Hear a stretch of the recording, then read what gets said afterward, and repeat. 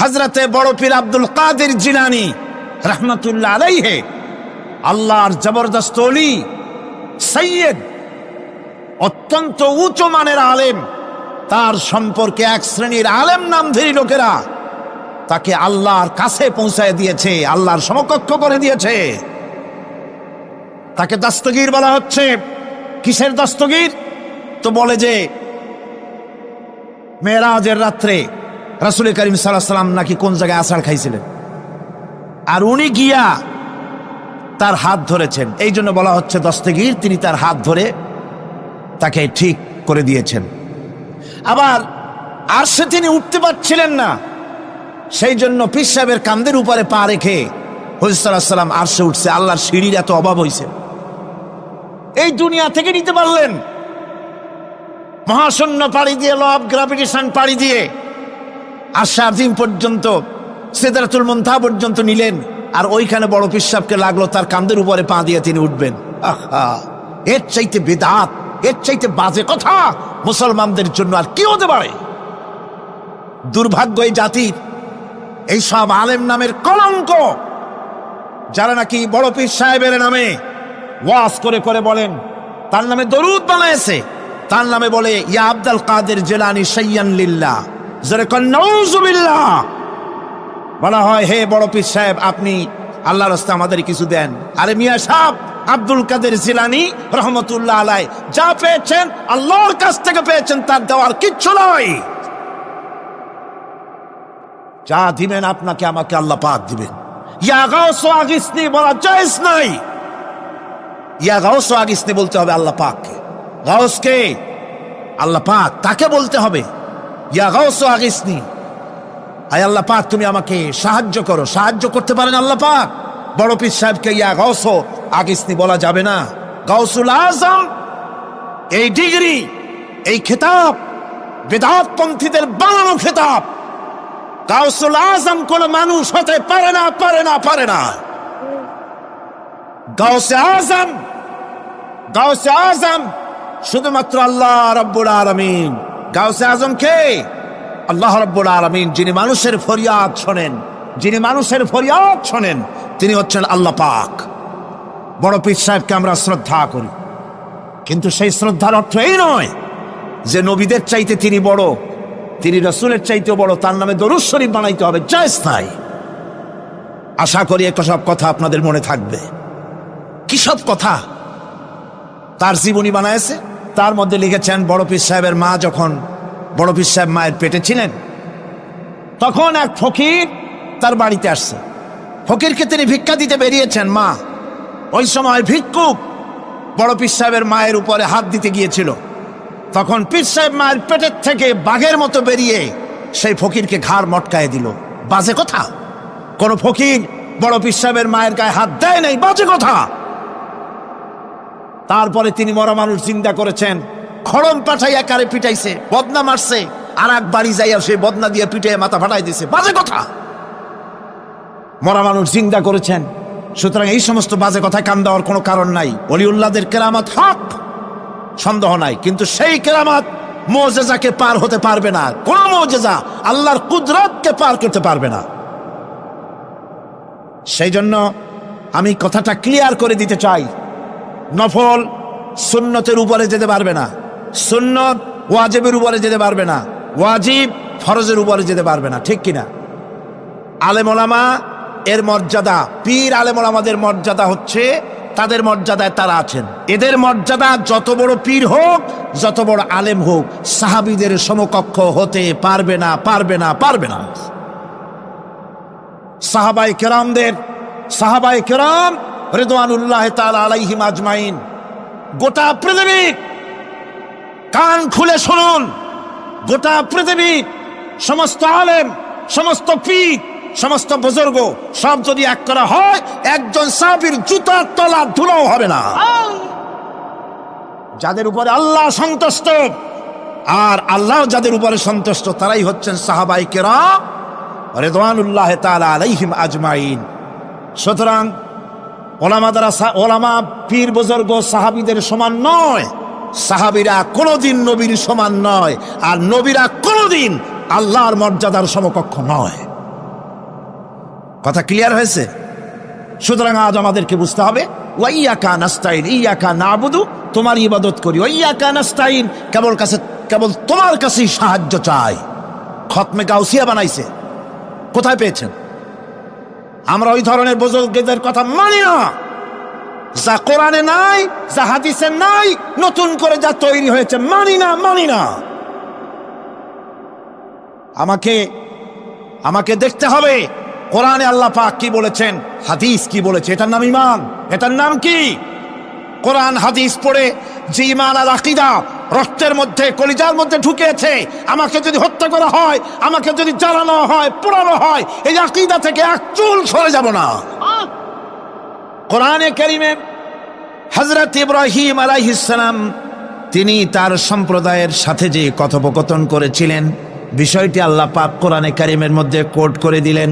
এই হেদায়েতের বিষয় সেখানে আছে বলে আল্লাহ পাক বিষয়টা কোরআনে জায়গা করে দিলেন।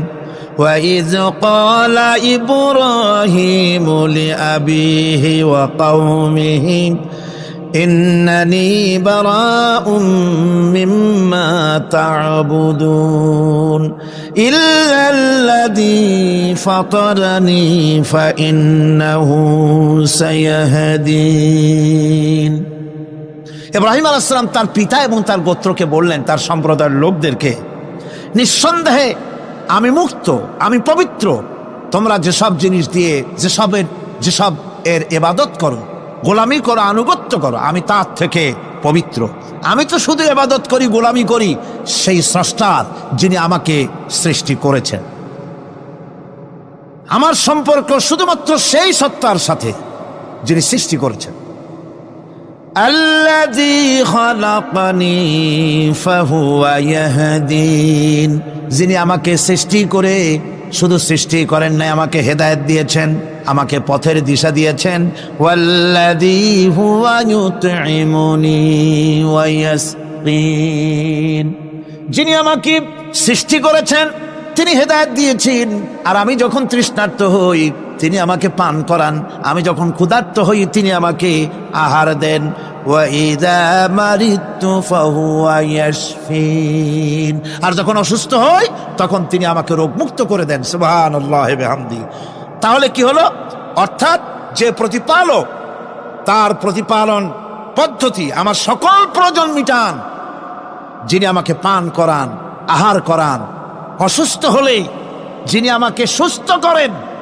হেদায়েতের কামটা তিনি আরেকজনের জন্য রাখেন নাই, তিনি আমার হেদায়েতের ব্যবস্থাও করেছেন।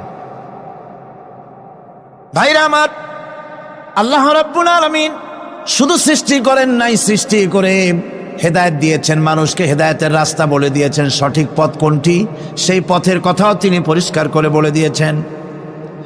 এই জন্য আল্লাহ পাক বলেন, কোরআন মাজিদ হেদায়েতকে বিরাট দান বলে ঘোষণা করেছে। মানুষের জন্য যে হেদায়েত আল্লাহ দিয়েছেন তার সবচাইতে বড় দান, জোরে কোন সুবহানাল্লাহ।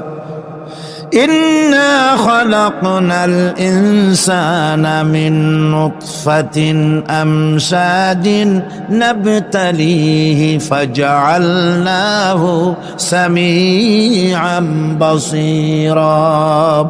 আমি মানুষের মিলিত শুক্র দ্বারা, নুতফা দিয়ে আমি মানুষ সৃষ্টি করেছি এবং তাকে একে একে বিভিন্ন স্তর পার করেছি। তাকে শ্রবণ শক্তি দিয়েছি, তাকে দর্শন শক্তি দিয়েছি।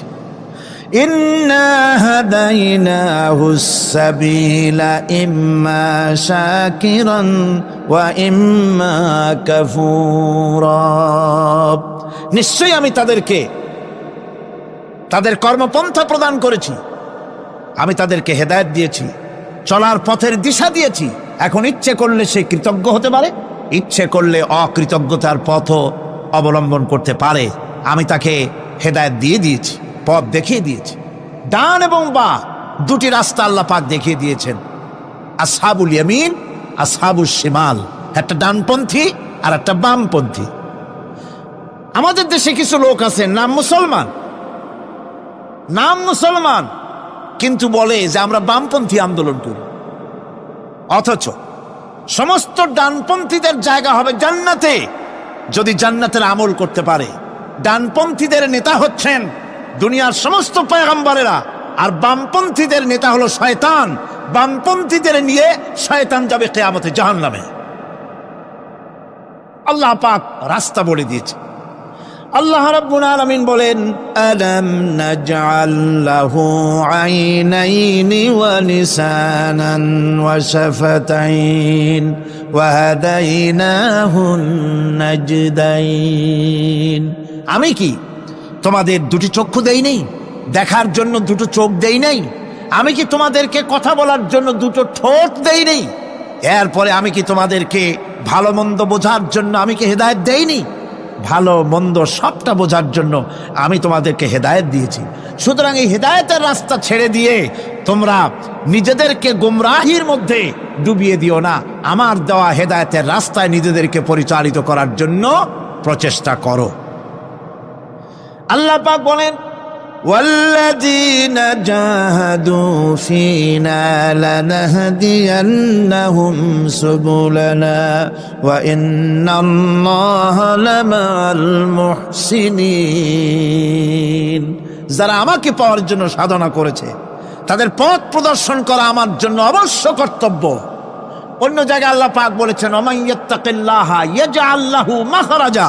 যে ব্যক্তি আমাকে ভয় করে চলে, আমার প্রতি আশা করে, ভরসা করে, তার জন্য আমি রাস্তা তৈরি করে দিই। সুবহানাল্লাহ ওয়া বিহামদিহি। সুতরাং হেদায়েত আল্লাহ পাক দিয়েছেন, এমন নয় যে তিনি রাস্তা তৈরি করেন নাই। কোরআন খোদাই হেদায়েতের নাম দিয়েছে হুদা। খোদাই হেদায়েতের নাম কি? হুদা। এই কোরআনের এক নাম হচ্ছে, এই কোরআনের এক নাম কি? হুদা। কোরআন বলছি, فمن تبع هداي فلا خوف عليهم ولا هم يحزنون।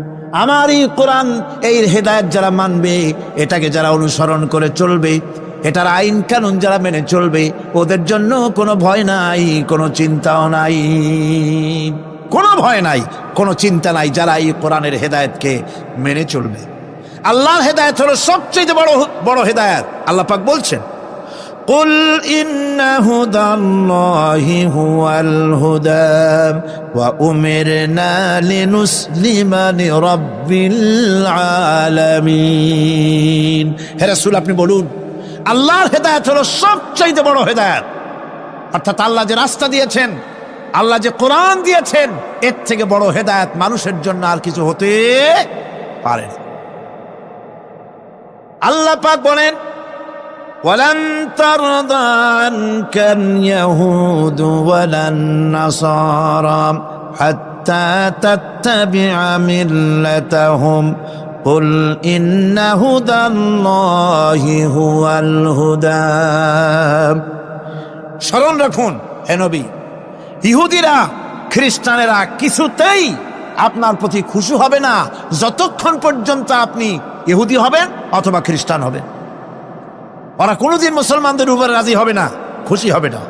মনে রাখতে হবে, একমাত্র সঠিক পথ ইহুদিদের পথ সঠিক নয়, নাসারাদের পথ সঠিক নয়।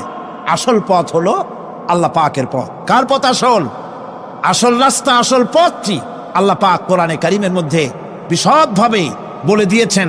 এবং ইহদিনাস সিরাতাল মুস্তাকিমের ব্যাপারে আল্লাহ পাক কোরআনে সাফ করে বলে দিয়েছেন যে আমি এর বিনিময় তোমাদেরকে কোরআন দিলাম। বস্তুত ইহদিনাস সিরাতাল মুস্তাকিম এর জবাব হলো ওয়া ইন্নাল্লাহা রাব্বি ওয়া রাব্বুকুম ফা'বুদুহু হাযা সিরাতুম মুস্তাকিম। নিঃসন্দেহে আল্লাহ তোমাদের এবং আমাদের রব, আর সুতরাং তারই উপাসনা করতে হবে। এটাই দ্বীনের সরল পথ, আর এটা কোনো নতুন পথ নয়। আল্লাহ যে পথটা দিছেন রাসূল করিম সাল্লাল্লাহু আলাইহি সাল্লামের মাধ্যমে, সেটা কি কোনো নতুন পথ? না। কোরআন বলছে এটা নতুন পথ নয়। شرع لكم من الدين ما وصى به نوحا والذي أوحينا إليك وما وصينا به إبراهيم وموسى وعيسى أن أقيموا الدين ولا تتفرقوا فيه شرع لكم من الدين এই দিন তিনি তোমাদের জন্য সেই দিনই মনোনীত করেছেন যা হযরতে নূহ আলাইহিস সালাম এর উপরে তিনি ওসিয়ত করেছেন, যা ওসিয়ত করা হয়েছিল, নসিহত করা হয়েছিল হযরতে নূহ আলাইহিস সালামের প্রতি। তিনি মনোনীত করেছিলেন হযরত নূহ আলাইহিস সালামকে এই দ্বীনকে প্রচার করার জন্য, আর যার উপরে চলার জন্য হযরত ইব্রাহিম, হযরতে মূসা, হযরত ঈসাকে নির্দেশ করা হয়েছিল। তাদের সকলের শিক্ষাই ছিল একটা, যে আল্লাহ পাকের দ্বীনকে প্রতিষ্ঠা করো, আর এই ব্যাপারে কোন রকমই নিজেদের মধ্যে পার্থক্য, মত পার্থক্যের সৃষ্টি করো না। এখন কথাটা আরো ক্লিয়ার করে দেই। ইহদিনাস সিরাতাল মুস্তাকিম চাইছিলাম, আল্লাহ আমাদেরকে একটা সহজ রাস্তা দাও। সেই সহজ রাস্তা বলে দেওয়ার জন্য এসেছে কোরআন। সেই সহজ রাস্তা বলে দেওয়ার জন্য কি এসছে? যারা বলেন কি, এই কোরআনে কারীম যদি প্রতিষ্ঠিত করা যায় সমাজে, রাষ্ট্রে, ব্যক্তিতে, পরিবারে, কোরআন যদি প্রতিষ্ঠিত করা যায়, তাহলেই মানুষেরা সহজ সরল পথ পাবে। নইলে সহজ সরল পথ পৃথিবীতে আর কারো কাছে নাই। যা আছে সবটা কার কাছে? কোরআনে কারীমের কাছে। এরপরে আমরা বলি সিরাতাল্লাযীনা আন'আমতা আলাইহিম গায়রিল মাগদুবি আলাইহিম ওয়ালাদ-দাল্লিন। রাস্তার থেকে মানুষেরা মাঠের ভিতরে নামার চেষ্টা করছেন, কিন্তু মানুষকে কষ্ট দেওয়া ছাড়া আর কিছুই হবে না। আমি অনুরোধ করছি, রাস্তা থেকে লোকেরা মাহফিলের ভেতরে ঢোকার চেষ্টা করবেন না। বিরাট রকমের ব্যাঘাত সৃষ্টি হবে। সকলে বসে পড়ুন, যিনি যে জায়গায় আছেন সেখানে বসুন, চাপ সৃষ্টি করবেন না, বসুন। আপনারা দাঁড়ালে আরো বিশৃঙ্খলার সৃষ্টি হবে কোরআনের মাহফিল। খবরদার বেয়াদবি করবেন না, কেউ দাঁড়াবেন না। যারা দাঁড়িয়েছেন বসেন, আর জোরে সোরে জিকির করেন লা ইলাহা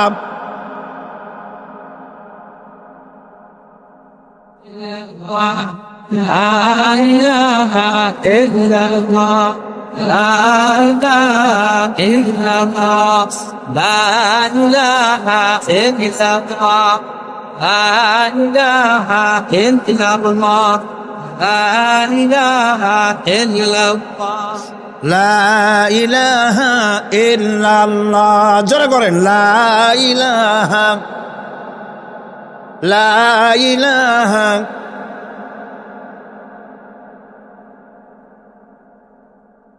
লা ইলাহা ইল্লাল্লাহু মুহাম্মাদুর রাসূলুল্লাহ। আল্লাহ আল্লাহ আল্লাহ আল্লাহ আল্লাহ আল্লাহ আল্লাহ আল্লাহ। আরো জোরে করেন Allah, Allah, Allah, Allah, Allah, Allah, Allah, Allah, Allah, Allah, Allah, Allah, Allah, Allah, Allah. লা ইলাহা ইল্লাল্লাহু মুহাম্মাদুর রাসূলুল্লাহ। বন্ধুগণ, এত বড় বিশাল মাহফিল, পুলিশ, আর্মি কেউ এটাকে কন্ট্রোল করতে পারবে না। এটাকে কন্ট্রোল করার দায়িত্ব আল্লাহ পাকের। কার দায়িত্ব? আল্লাহর কাছে সাহায্য চাই। আল্লাহ পাক কোরআনের মাহফিল, কোরআন শোনার জন্য মানুষের কাছে সহজ করে দাও। জোরে কোন আমিন। প্রচন্ড রকমের মানুষের চাপ সৃষ্টি হয়েছে। আপনারা রাস্তা থেকে মানুষকে চাপাচাপি করবেন না, সবাই বসেন, হাঁটতে চেষ্টা করবেন না। এত বড় মাহফিল, আপনি হাঁটিয়া মানুষকে কষ্ট দিবেন না। যারা যেখানে দাঁড়ায়ছেন সেখানে বসেন, বরকত হবে। হাঁটলে গুনাহ হবে, হাঁটবেন না। বন্ধুগণ, আমি আজ খুব লম্বা কথা বলবো না, কারণ মানুষের প্রচন্ড, অতীতের যে কোনো বছরের তুলনায় প্রচন্ড চাপ সৃষ্টি হয়েছে মানুষের। আমি কথা গোছায় আনতেছি। সিরাতুল মুস্তাকিম, এজন্য মডেল দরকার। কার অনুসরণ করব? আল্লাহ পাক শিখায়া দিলেন সিরাতাল্লাযীনা আন'আমতা আলাইহিম। পড়েন সবাই, সিরাতাল্লাযীনা আন'আমতা আলাইহিম গায়রিল মাগদুবি আলাইহিম ওয়ালাদ-দাল্লিন। আয় আল্লাহ, অনুগ্রহপ্রাপ্ত দল, সেই রাস্তা অনুগ্রহপ্রাপ্তদের রাস্তা চাই।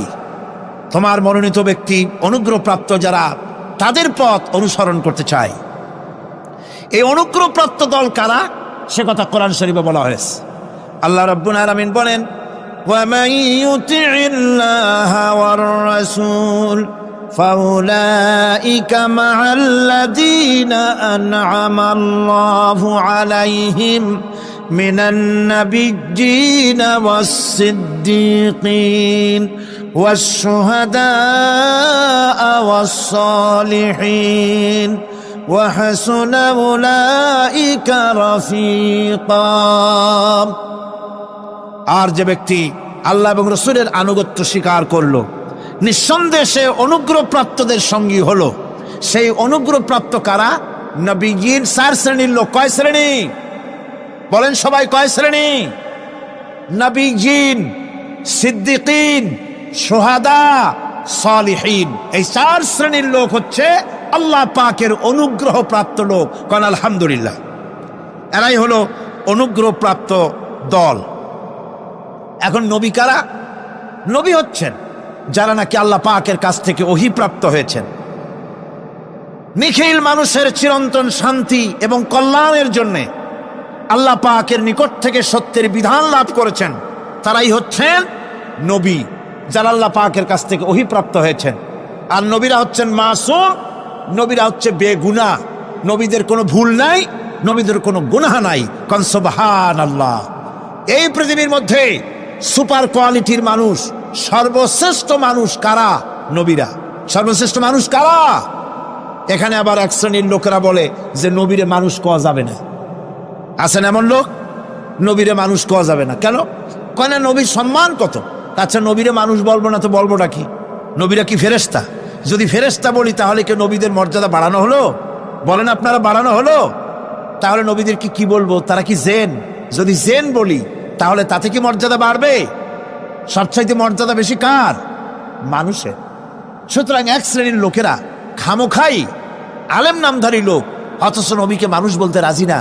কোরআনে কারীম সাফ করে আল্লাহ পাক পরিষ্কার করে বলেছেন, قل إنما أنا بشر مثلكم يوحى إلي أنما إلهكم إله واحد। নবী বলুন, আমি তোমাদের মতো মানুষ, আমার উপরে ওহী আসে। ইন্নামা আনা বাশারুম মিসলুকুম, তোমাদের মতো মানুষ। একটু ভালো করে বিষয়টা বোঝেন। আরো বলেছি আমি, আজকে আবার স্মরণ করায় দেই। আল্লাহ শিখাই দিচ্ছেন, বলুন আমি তোমাদের মতো মানুষ, ফেরেশতা নই, জিন নই, আমার কাছে ওহী আসে। পার্থক্য এখানে। তবে আরো পার্থক্য আছে, সেটা হচ্ছে আমরা হচ্ছি সাধারণ মানুষ, নবীরা হচ্ছেন অসাধারণ মানুষ। সুবহানাল্লাহ। আমরা হচ্ছে মানব, রাসূল আল্লাহর পয়গম্বর হচ্ছেন মহামানব। কথা বুঝে আসছে? তার মানে হলো আমরা সাধারণ মানুষ। সাধারণ মানুষেরা গুনাহ করতে পারে, ভুল করতে পারে, সব রকমের গুনাহ করতে পারে। নবীরা কোনো গুনাহ করতে পারেন না। আল্লাহ পাক তাদের দিয়ে গুনাহ করান না।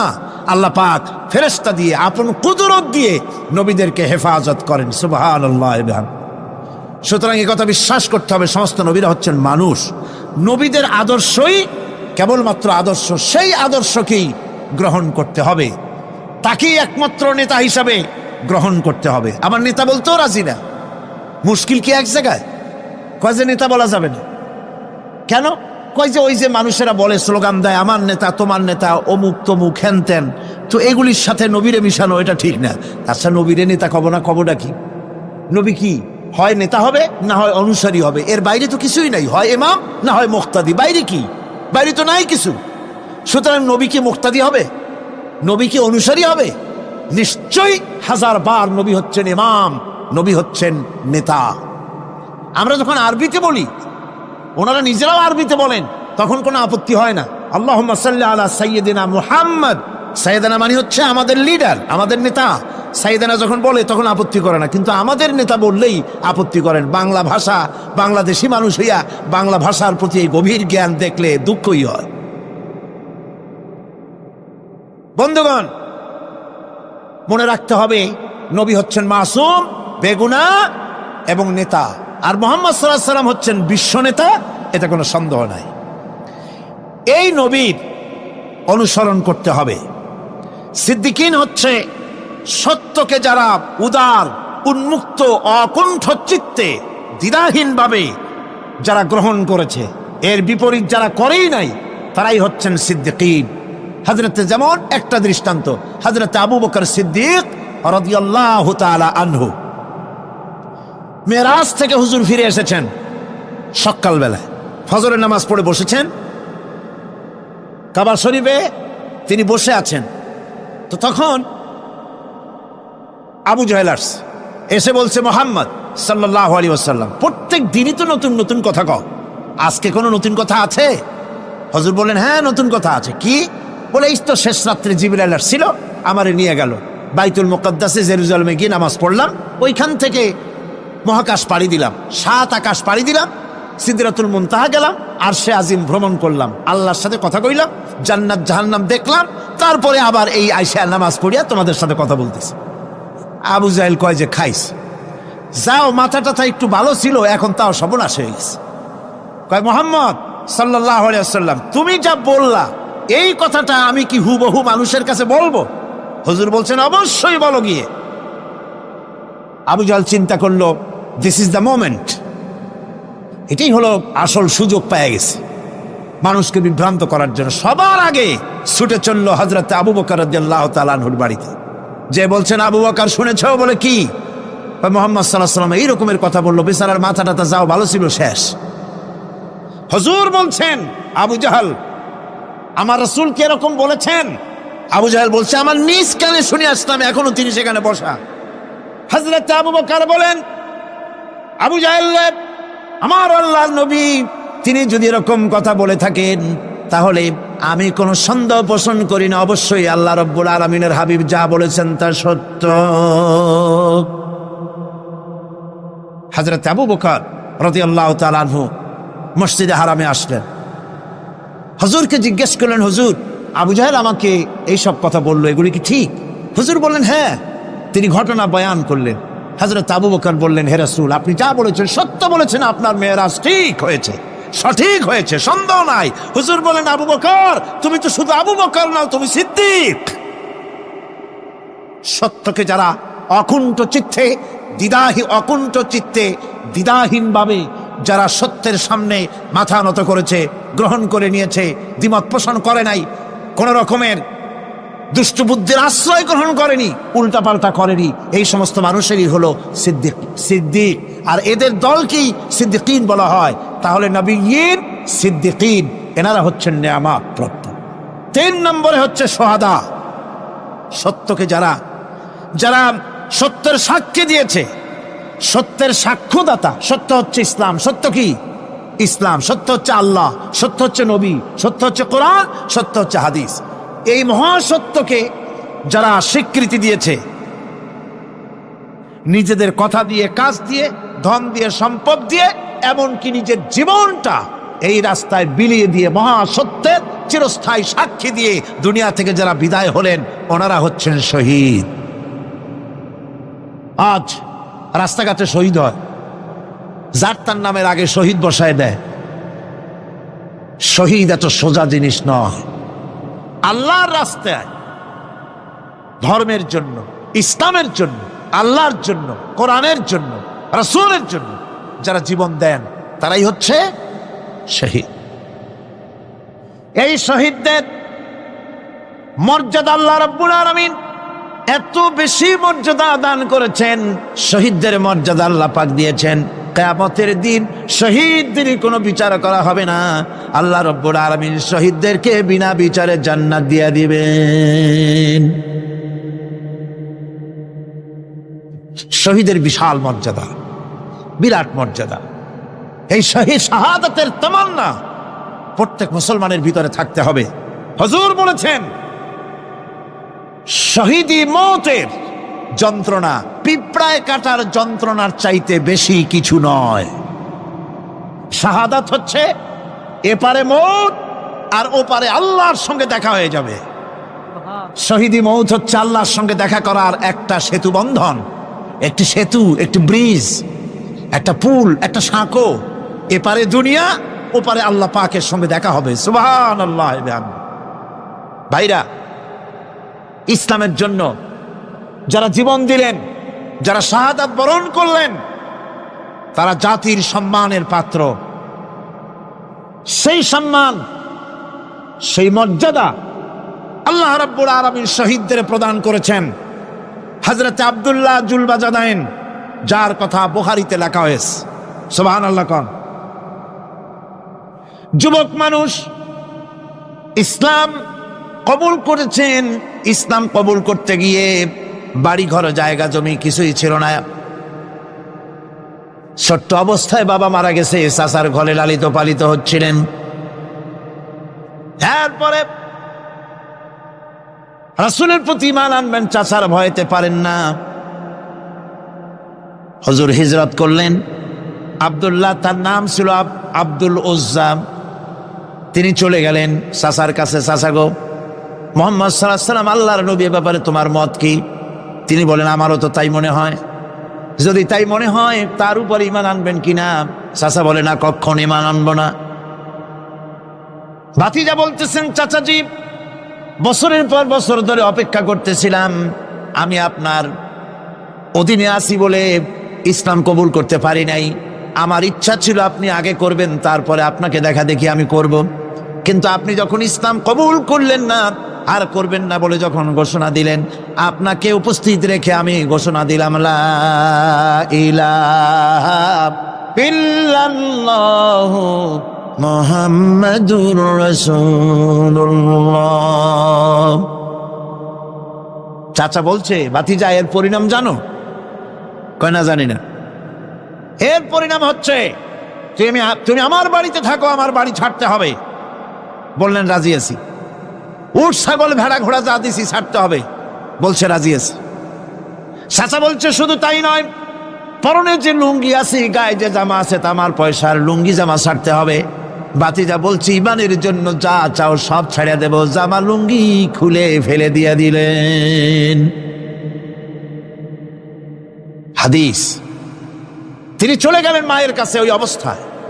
মা এই যুবক ছেলেকে উলঙ্গ অবস্থায় দেখে 2 হাত দিয়ে নিজের চোখ চেপে ধরেছেন। বাবা, তোমার এই অবস্থা কেন? ছেলে বলছেন, মা, ঈমান আনার কারণে আমার এই অবস্থা হয়েছে। মা বলে, বাবারে, কি চাও আমার কাছে? আব্দুল উজ্জা বলছে, মা, কিচ্ছু চাই না, একটুখানি কাপড় আমারে দাও, আমি বিশ্ব নবী মুহাম্মদ সাল্লাল্লাহু আলাইহি ওয়াসাল্লামের খেদমতে যেতে চাই। মায়ের কাছে পুরানা কম্বল ছিল, কম্বলটা তিনি দিয়ে দিলেন। হযরতে, এখনো তো সে মুসলমান হয়নি, ওই কম্বলটা ছিঁড়ে নিয়ে 2 টুকরা করে কম্বলটা পরলেন, আদাটা, তাতে করে হাঁটু ঢাকে না, আর একটা কোনো রকম গায়ে দিলেন। এরপরে হেঁটে হেঁটে কষ্ট করে মদিনায় চলে গেলেন। মসজিদে নববীর ভিতরে ঢুকে দরজার কাছে বসা বিশ্বনবী জনাবে মুহাম্মদ রাসূলুল্লাহ সাল্লাল্লাহু আলাইহি ওয়াসাল্লাম মসজিদে নববীতে, যুবক, হাঁটুর উপরে কাপড়, মাথার চুল উস্কো খুস্কো চেহারা, ক্ষুধার্ত চেহারা। হুজুর জিজ্ঞেস করছেন, তুমি কে? তিনি বললেন, আমার নাম আব্দুল উজ্জা। তোমার এই অবস্থা কেন? তিনি বললেন, হুজুর, ঈমান আনার জন্য বাড়ি ঘর জায়গা জমিন উট বাছুর সব হারাইছি, এমনকি পরনের লুঙ্গিও আমারে দেয় নাই, মার কম্বলটা ছিঁড়িয়ে এনেছি। নবীজি আসহাবে সুফফার ভিতরেই তাকে বসতে দিলেন, তাকে থাকতে দিলেন, আর বললেন, তারে কোরআন শরীফ শিখাবা। আব্দুল উজ্জাকে হুজুর বললেন, তোমার নাম উজ্জা নয়, তোমার নাম আব্দুল্লাহ। হাদিস শরীফে এসেছে, আল্লাহর কাছে 2টা নাম বেশি প্রিয়, একটা হচ্ছে আব্দুল্লাহ আর একটা হচ্ছে আব্দুর রহমান। মুসলমান হলেন। এরপরে আসহাবে সুফফার মধ্যে বসে আছেন, কোরআন শরীফ জোরে জোরে তেলাওয়াত করেন। আসহাবে সুফফা রাসূলের কাছে নালিশ করলেন, অভিযোগ করলেন, হুজুর এই আব্দুল্লাহর কোরআন শরীফ এত জোরে পড়ে, তার চিল্লানির জ্বালায় আমরা বিশ্রাম করতে পারি না।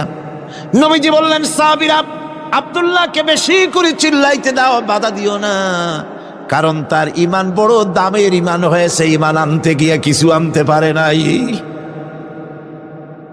তাকে বাধা দিও না, প্রাণ ভরে চিল্লাইতে দাও, জোরে জোরে পড়তে দাও। ইতিমধ্যে তাবুকের যুদ্ধের জনদামামা বেজে উঠেছে।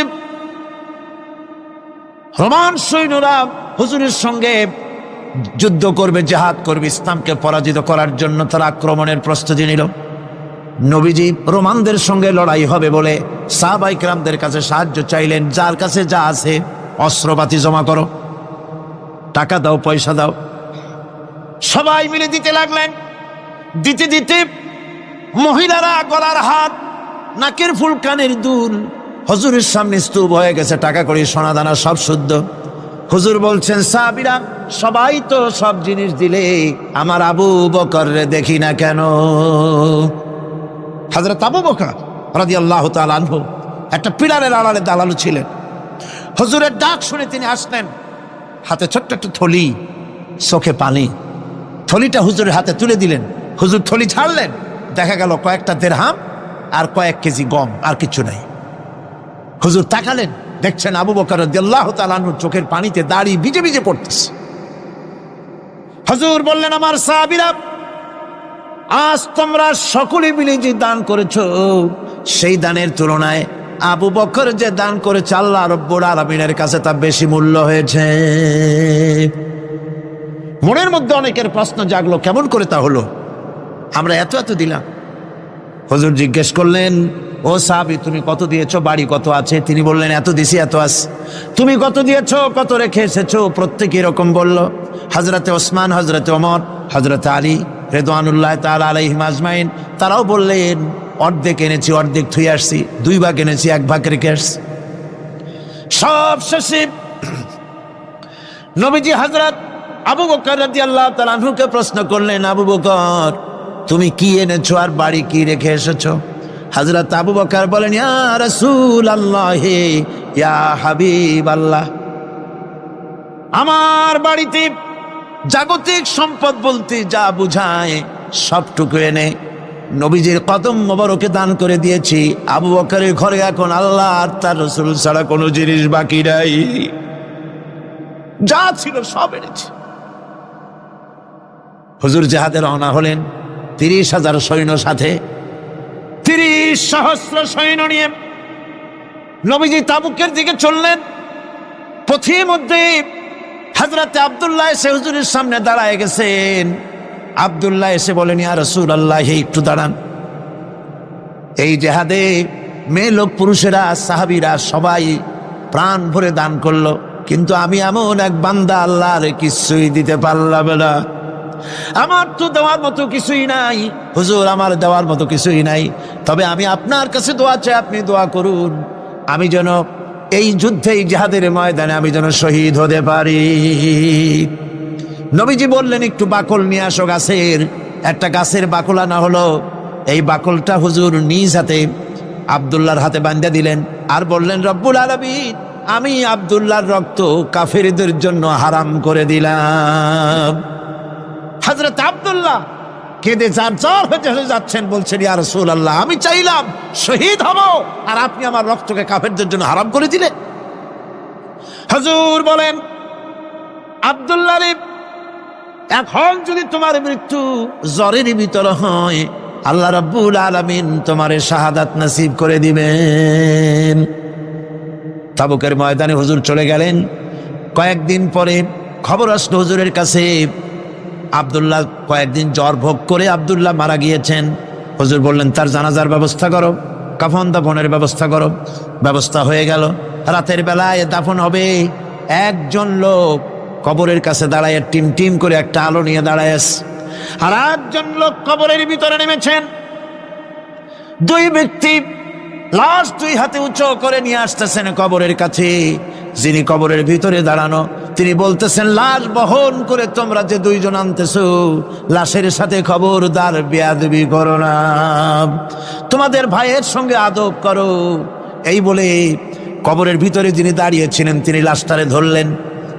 কবরের ভিতরে দাঁড়াইয়া যিনি লাশ ধরেছেন, লাশকে কবরে শোয়াই দিয়েছেন, তিনি আর কেউ নন, তিনি বিশ্ব নবী মুহাম্মদুর রাসূলুল্লাহ। নিজের হাতে হযরত আব্দুল্লাহকে শোয়াই দিলেন। লাশ বহন করে যে দুইজন আনলেন, তার একজন হলেন হযরত আবু বকর আর একজন হযরত ওমর রাদিয়াল্লাহু তাআলা আনহুমা। আর আলো নিয়ে যিনি দাঁড়িয়েছেন, টিম টিম করে জ্বলতেছেন, তিনি হযরত বেলাল। কবরের ভিতরে হযরত আব্দুল্লাহকে শুইয়ে দিয়ে উপরে মাটি দিয়ে নবীজি কবরের দুই দিকে হাত দিয়া আল্লাহ রাব্বুল আলামিনের দরবারে ফরিয়াদ তুললেন, রব্বুল আলামিন, আমি আজকে সন্ধ্যা পর্যন্ত এই আব্দুল্লাহর প্রতি রাজি ছিলাম, খুশি ছিলাম, আল্লাহ গো তুমি আব্দুল্লাহর প্রতি রাজি হয়ে যাও। হযরত ইবনে মাসউদ রাদিয়াল্লাহু তাআলা আনহু পাশে দাঁড়ানো ছিলেন, চিৎকার দিয়ে কেঁদে কেঁদে বললেন, আয় আল্লাহ তাআলা, এই কবরের ভিতরে আজকে আব্দুল্লাহর লাশটা না হইয়া যদি আমার লাশ হতো, আমার ভাগ্যটা খুলে যেত। শহীদের মর্যাদা আল্লাহ পাকের কাছে সব থেকে বেশি। এই শহীদের পথ নিয়ামত প্রাপ্তদের পথ। যারা নিয়ামত পেয়েছে পৃথিবীতে, নবীয়িন, সিদ্দিকিন, শুহাদা, এরাই হচ্ছেন নিয়ামত প্রাপ্ত। আল্লাহর রাস্তায় জীবন দেওয়ায় যে মজা, পৃথিবীতে আর কোনো কিছুতে সেই মজা নাই। হযরত ওমর রাদিয়াল্লাহু তাআলা আনহু দোয়া করতেন, আল্লাহুম্মা রযুকনি শাহাদাতান ফি সাবিলিক ওয়াজআল মাউতি ফি বালাদি রাসূলিক। আয় আল্লাহ, তুমি আমাকে শাহাদাতের মত আমাকে দান করো। শাহাদাতের তামান্না প্রত্যেকটি মুসলমানের ভেতরে থাকতে হবে। শহীদ হওয়া যাবে ইসলামের জন্য।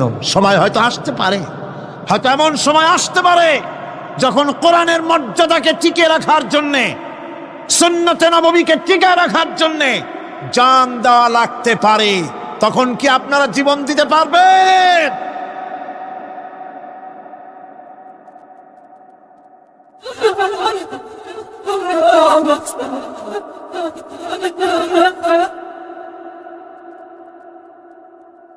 এরপরে চতুর্থ নম্বরে হচ্ছে সালিহিন। চতুর্থ নম্বরে কি? সালিহিন। সালিহিন হচ্ছে জীবনের প্রত্যেকটি ক্ষেত্রে যারা একনিষ্ঠভাবে আল্লাহর বিধান পালন করেছেন, যারা পুণ্যের সাথে সুদৃঢ় থেকেছেন, যারা অটল থেকে পুণ্যের সাথে হকের সাথে অটল থেকেছেন, কোন অবস্থাতেই ইসলামী আদর্শের বিরুদ্ধাচরণ করেনি, তারাই হচ্ছেন সালিহিন। ইসলামের আদর্শ ছাড়ে নাই, পরিত্যাগ করে নাই, জীবনের সবকিছুর বিনিময় এটাকে আঁকড়ে ধরে থেকেছেন, ইসলামী আদর্শের পরিপন্থী কিচ্ছু করেন নাই। এরা হচ্ছেন সালিহিন। কোন আলহামদুলিল্লাহ। আল্লাহর অনুগ্রহ প্রাপ্ত কয় শ্রেণী? 4 শ্রেণী। নবীয়িন, সিদ্দিকিন, শুহাদা, সালিহিন। এই 4 শ্রেণীর লোকেরাই হচ্ছে নিয়ামত প্রাপ্ত। আমরা বলেছি, সিরাতাল্লাযীনা আন'আমতা আলাইহিম গায়রিল মাগদুবি আলাইহিম ওয়ালাদ-দাল্লিন। নিয়ামত প্রাপ্তদের পথ চাই, অনুগ্রহ প্রাপ্তদের পথ। আর অভিশপ্ত পথভ্রষ্টদের পথ আমরা চাই না, আমরা পরিহার করে চলবো। এটা একটু আদাও বটে। যারা অভিশপ্ত, যারা পথভ্রষ্ট, ওরা কারা? মাগদুব এবং দল্লিন। মাগদুব হচ্ছে অভিশপ্ত, দল্লিন হচ্ছে পথভ্রষ্ট। দুনিয়ার সমস্ত মুফাসসিরিন, মুহাদ্দিসিন সব একমত, মাগদুব হচ্ছে ইহুদিরা। মাগদুব কারা? বলেন না কারা? আর দল্লিন, অভিশপ্ত কারা? খ্রিস্টানেরা। বলেন কারা? একটুখানি জোরে সোরে দরুদ শরীফ পড়েন। সালাতুন ইয়া রাসূলাল্লাহ আলাইকুম সালামুন ইয়া হাবিবাল্লাহ আলাইকুম। জোরে বলেন।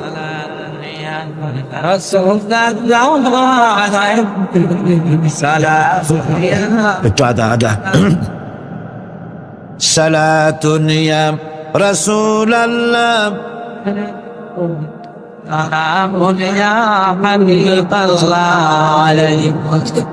ভাইরা, ইহুদিদের অভিশপ্ত হওয়ার কারণটা কি?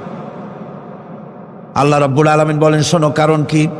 وضربت عليهم المسكنة ذلك بأنهم كانوا يكفرون بآيات الله ويقتلون الأنبياء بغير حق ذلك بما عصوا وكانوا يعتدون। তাদের উপর দারিদ্র এবং অসহায়তার অভিশাপ বর্ষিত হয়েছে।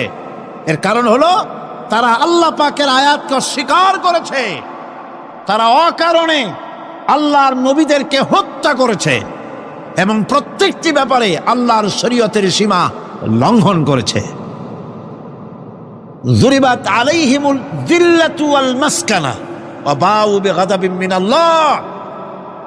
আল্লাহ পাক বলেছেন, চিরকাল ইহুদিরা অভিশপ্ত, তাদের কোন আবাসস্থল হবে না, সারা জীবন ঘুরে বেড়াবে।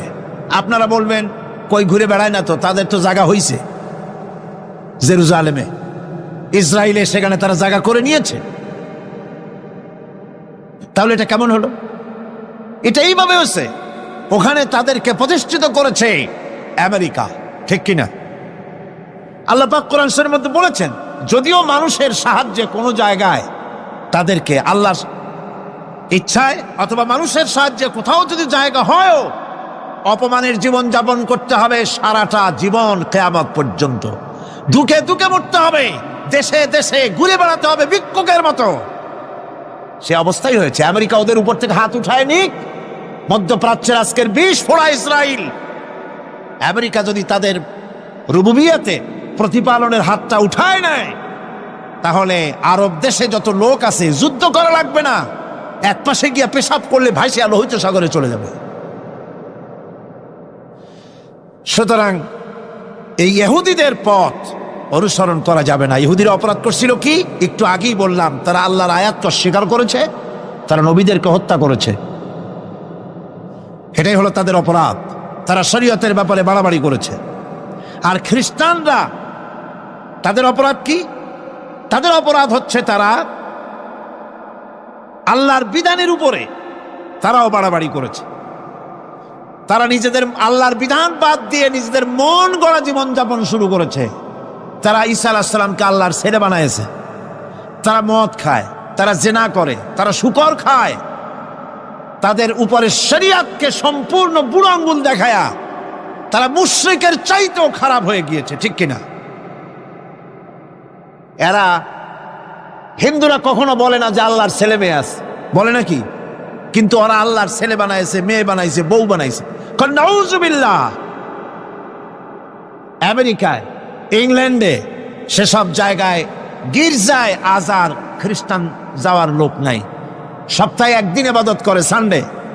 সেই সপ্তাহের একদিনও ইবাদত করতে লোক পাওয়া যায় না। সেদিন তারা ফুর্তিনাট্টি করার জন্য বউ বাচ্চা নিয়ে, মদ টদ নিয়ে, সিবেচি গিয়ে কাপড় চোপড় ভালাইয়া যা খুশি তাই করে। তারা মসজিদে আসে, কি বলে, গির্জায় যায় না। ফলে আমার নিজের চোখে দেখেছি বহুত গির্জা এমন আছে যার সামনে লেখা আছে ফর সেল, বিক্রয়ের জন্যে। এই সাইনবোর্ড যখন লাগায়, এলাকার মুসলমানেরা চান্দা তুলিয়া গির্জা কিনা সব সমানে মসজিদ বানাইতেছে। ইংল্যান্ডে আজ থেকে ১০০ বছর আগে মসজিদ ছিল মাত্র একটা। সেই গ্রেট ব্রিটেনে এখন মসজিদের সংখ্যা ৭,০০০-এর উপরে। আলহামদুলিল্লাহ। সুতরাং এই খ্রিস্টান এবং ইহুদিদের পথ অনুসরণ করা যাবে না। কিন্তু তারপরেও আমরা অনুসরণ করছি না? করছি না? করছি। বিশ্বকবি, কবি সম্রাট আল্লামা ডক্টর ইকবাল রহমাতুল্লাহ আলাইহি সুন্দর করে বলেছেন, वज़अ में हो तुम नसारा तो तमद्दुन में हो नूद। वज़अ में हो तुम नसारा तो तमद्दुन में हो नूद। ये मुसलमान है जिन्हें देख के शर्माए यहूद। চাল চলনে হিন্দু তুমি, বেশভূষাতে খ্রিস্টান, মুসলমান এই যারে দেখে ইয়াহুদ করে লজ্জা জ্ঞান। তুমি নাকি মুসলমান? কাপড় চোপড় দেখলে মনে হয় তুমি তো খ্রিস্টান। জামা কাপড় তোমার অবস্থা দেখলে মনে হয় তুমি খ্রিস্টান। তোমার ওঠা বসা বিয়ে শাদী সংস্কৃতি দেখলে মনে হয় তুমি হিন্দু। আর তোমার লেনদেন দেখলে ইহুদিরা পর্যন্ত তোমাকে ঘৃণা করে। কথা ঠিক কিনা? কথা ঠিক কিনা? এই হলো মুসলমানদের অবস্থা। সুতরাং আল্লাহ পাক বলছেন ইহুদিদেরকে ছাড়তে হবে, খ্রিস্টানদের অনুকরণ ছাড়তে হবে। ইহুদি খ্রিস্টান সকলের অনুকরণ ছেড়ে দিয়ে নিয়ামত প্রাপ্ত ওই 4 শ্রেণীর লোকের অনুসরণ করতে হবে, তাহলেই খাঁটি মুসলমান হওয়া যাবে। কোন আলহামদুলিল্লাহ। এই হলো সূরা ফাতিহা, যা গত আজকের দিন সহ 5 দিন আমরা আলোচনা করলাম। কোন আলহামদুলিল্লাহ। এখন এই সূরা ফাতিহাকে আমি আপনাদের পকেটে উঠায় দিতে চাই, যাতে করে মনে থাকে। 5 দিনের অনেক কথা এক জায়গায় করে দিলে মনে করতে সুবিধা হবে, ঠিক কিনা? মনে রাখতে সুবিধা হবে। সূরা ফাতিহা আয়াত কয়টা? এই 7টি আয়াতের 7টি শিক্ষা আছে। সূরা ফাতিহার শিক্ষা 1, সকল প্রশংসা কেবলমাত্র, হাদিস শরীফে এসেছে, ইদা মুদিহাল ফাসিকু ইহতাজ্জাতিল আরশ। যখন কোন ফাসিকের প্রশংসা করা হয়, যে ব্যক্তি নামাজ পড়ে না, রোজা করে না, দিন মানে না, ঈমান নাই, চরিত্র নাই, এমন লোককে যখন প্রশংসা করা হয়, আল্লাহ পাকের আরশ গোসায় থরথর করে কাঁপতে থাকে। সুতরাং সমস্ত প্রশংসা হবে কার? পার্লামেন্টে যখন বাজেট বক্তৃতা হলো, বাজেটের উপরে 39 ঘন্টা আলোচনার সুযোগ এলো। আমি দেখলাম প্রত্যেকেই আলোচনার সময় বলছেন, আমি স্মরণ করছি সহস্র বছরের অমুক, শ্রেষ্ঠ অমুক, আমার নেতা অমুক, এভাবে বলছে।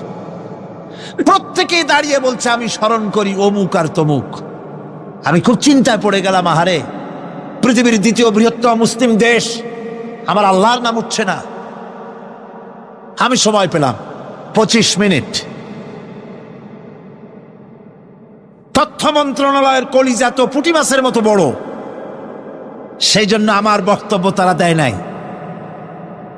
ওই 25 মিনিটে আমি যে আলোচনা করেছি, আমি প্রথম দাঁড়ায়া আমার তৃপ্তি, মনে হয় এই রকমের তৃপ্তি আমার কখনো নিকট বর্তমানে কোনোদিন হয়েছে কিনা আল্লাহই জানে। ওই দিন আমি যা তৃপ্তি পেয়েছি, আমি দাঁড়িয়ে বললাম নাহমাদু নুসাল্লি আলা হামদ সানা কুইয়া।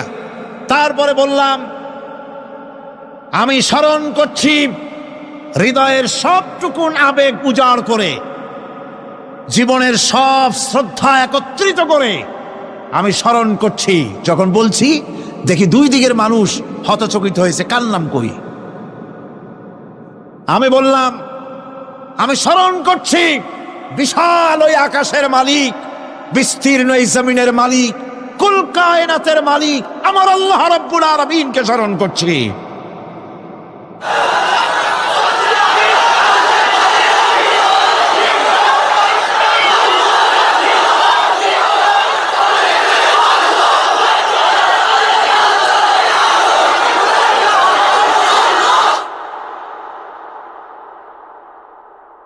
সুতরাং আমি দারুণ তৃপ্তি পেয়েছি। আপনাদেরকেও বলি, প্রশংসা হবে কেবলমাত্র আল্লাহ পাকের। প্রশংসা কার? আর প্রশংসা হবে বিশ্ব নবী জনাবে মুহাম্মদ রাসূলুল্লাহ সাল্লাল্লাহু আলাইহি ওয়াসাল্লাম। চিৎকার মেরে সারা জীবন আল্লাহ এবং রাসূলের প্রশংসা করতেই থাকবে ইনশাআল্লাহ। আমাদের করতে হবে, মুসলমানদের দায়িত্ব। আর প্রশংসা করব যারা আমার রসুলের আল্লাহর হুকুম মানে আর আমার রসুলের অনুসরণ অনুকরণ যারা করে তারা আমাদের সম্মানের পাত্র, আলহামদুলিল্লাহ। 2, শেষ বিচারের একমাত্র মালিক হচ্ছেন আল্লাহ পাক। সূরা ফাতিহার 2য় শিক্ষা, শেষ বিচারের দিন, ডে অফ জাজমেন্ট, শেষ বিচারের দিনের মালিককে একচ্ছত্র অধিপতি আল্লাহ রাব্বুল আলামিন। যেদিন কেউ কথা বলতে পারবে না আল্লাহ পাকের নির্দেশ ছাড়া, সেই হাসরের মাঠের একচ্ছত্র মালিক আল্লাহ পাক। সুপ্রিম কোর্টের সুপ্রিম কোর্ট, সমস্ত জাস্টিসদের জাস্টিস হবেন আল্লাহ সুবহানাহু ওয়া তাআলা। এটা হলো 2য় শিক্ষা, মনে রাখতে হবে। সেদিন আল্লাহ পাক তিনি বিচার করবেন, কঠিন বিচার হবে সেদিন, এটা মনে রাখতে হবে। 3 নম্বরের শিক্ষা হচ্ছে সূরা ফাতিহার শিক্ষা নাম্বার 3, জীবনের সকল ক্ষেত্রে গোলামি, আনুগত্য, দাসত্ব একমাত্র কেবলমাত্র শুধুমাত্র আল্লাহ রাব্বুল আলামিনের। গোলামি কার হবে? চিল্লায় বলেন, কার হবে? 3। 4 নম্বরে সাহায্য চাইতে হবে কেবলমাত্র কার কাছে? আল্লাহ পাকের কাছে। 5, হেদায়েতের গ্রন্থ হিসাবে গ্রহণ করতে হবে আল্লাহ পাকের কোরআনে কারীমকে। 6, অনুসরণ করতে হবে কেবলমাত্র নবীজিন, সিদ্দিকিন, শুহাদা, সালেহিনদেরকে। 7, জীবনের সকল স্তর থেকে ইহুদি এবং নাসারাদের প্রভাব মুক্ত করতে হবে নিজের জীবনকে। ইহুদি, নাসারা, আল্লাহ বিরোধী যারা মুশরিক, নাস্তিক, মুরতাদ, এ সবগুলি থেকে নিজেকে মুক্ত করতে হবে। গোলামি হবে কেবলমাত্র আল্লাহ পাকে। আর এইভাবে 7টি আয়াতের 7টি শিক্ষা আপনাদের সামনে পেশ করলাম। আল্লাহ রাব্বুল আলামিন এগুলি যেন মানার তৌফিক আমাদের দেন, আমরা বলি আমিন। আরো জোরে বলেন আমিন। বন্ধুগণ, গায়রিল মাগদুবি আলাইহিম ওয়ালাদ-দাল্লিন আমরা পড়ি, ইহুদি এবং খ্রিস্টানের পথ অনুসরণ করব না বলি, কিন্তু এই তো 1 জানুয়ারি আসতেছে। 1 জানুয়ারি 1997 সন, 31 ডিসেম্বর রাত 12টা 1 মিনিটের সময় বাংলাদেশের শহর সমূহে বাজি পোড়ানো শুরু হয়। কথা ঠিক কিনা? আমি জিজ্ঞেস করতে চাই, এটা কি খ্রিস্টানের দেশ? জোরে বলেন, এটা কি খ্রিস্টানের দেশ? অবশ্য আমাদের দেশে খ্রিস্টান, হিন্দু, বৌদ্ধ যারা আছে তারাও আমাদের নাগরিক, সন্দেহ নাই। কিন্তু এই দেশ হচ্ছে পৃথিবীর 2য় বৃহত্তম মুসলিম দেশ। খ্রিস্টানেরা নববর্ষ উদযাপনের জন্য বাজি পোড়াক, ফুর্তি করুক, যা মোল্লায় তাই করুক, কিন্তু একজন মুসলমান এই নববর্ষ উদযাপনের জন্য বাজি পোড়াতে পারে না, বোমা ফুটাতে পারে না, ফুর্তি করতে পারে না। মানে নাই, জাস্টিফিকেশন নাই। এটা যদি করা হয় আপনি খ্রিস্টানদের গোলামি করছেন, এটাই প্রমাণিত হবে। 1 বৈশাখ নববর্ষ উদযাপন করা হয় আমাদের দেশে। আজ 2-4 বছর ধরে শুরু হয়েছে 1 বৈশাখ উদযাপন করা। 1 বৈশাখে সকালবেলায় বাসন্তী রঙের শাড়ি পরে সারা রাত রাস্তায় আলপনা এঁকে রমনা লেকের পাশে গিয়ে যুবতী আর যুবকরা বাসন্তী রঙের শাড়ি পরে সূর্য উদয়ের পানে করজোড়ে সেদিকে তাকিয়ে বলে, এসো হে নববৈশাখ, স্বাগতম হে। বৈশাখও বলে, বাবাজিরা আমারে ডাকতেছো? ওয়েট এন্ড সি, অপেক্ষা করো, আসতেছি। যে বৈশাখকে ডাকা হলো, স্বাভাবিক বৈশাখ কাল বৈশাখীর রুদ্র রূপ ধারণ করে 180 মাইল স্পিডে এসে বাড়ি ঘর কল কারখানা ভাঙ্গা জনমের মতো স্বাগতম হে।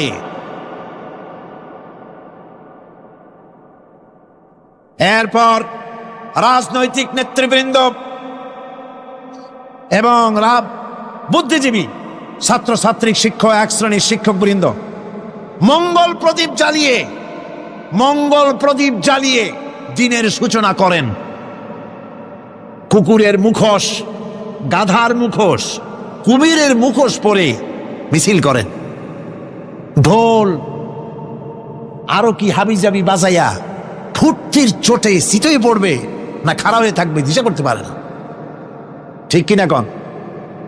আমি জিজ্ঞেস করি, পয়লা বৈশাখের সাথে উদযাপন, নববর্ষ উদযাপনের সাথে মুখোশ পরার সম্পর্ক কি?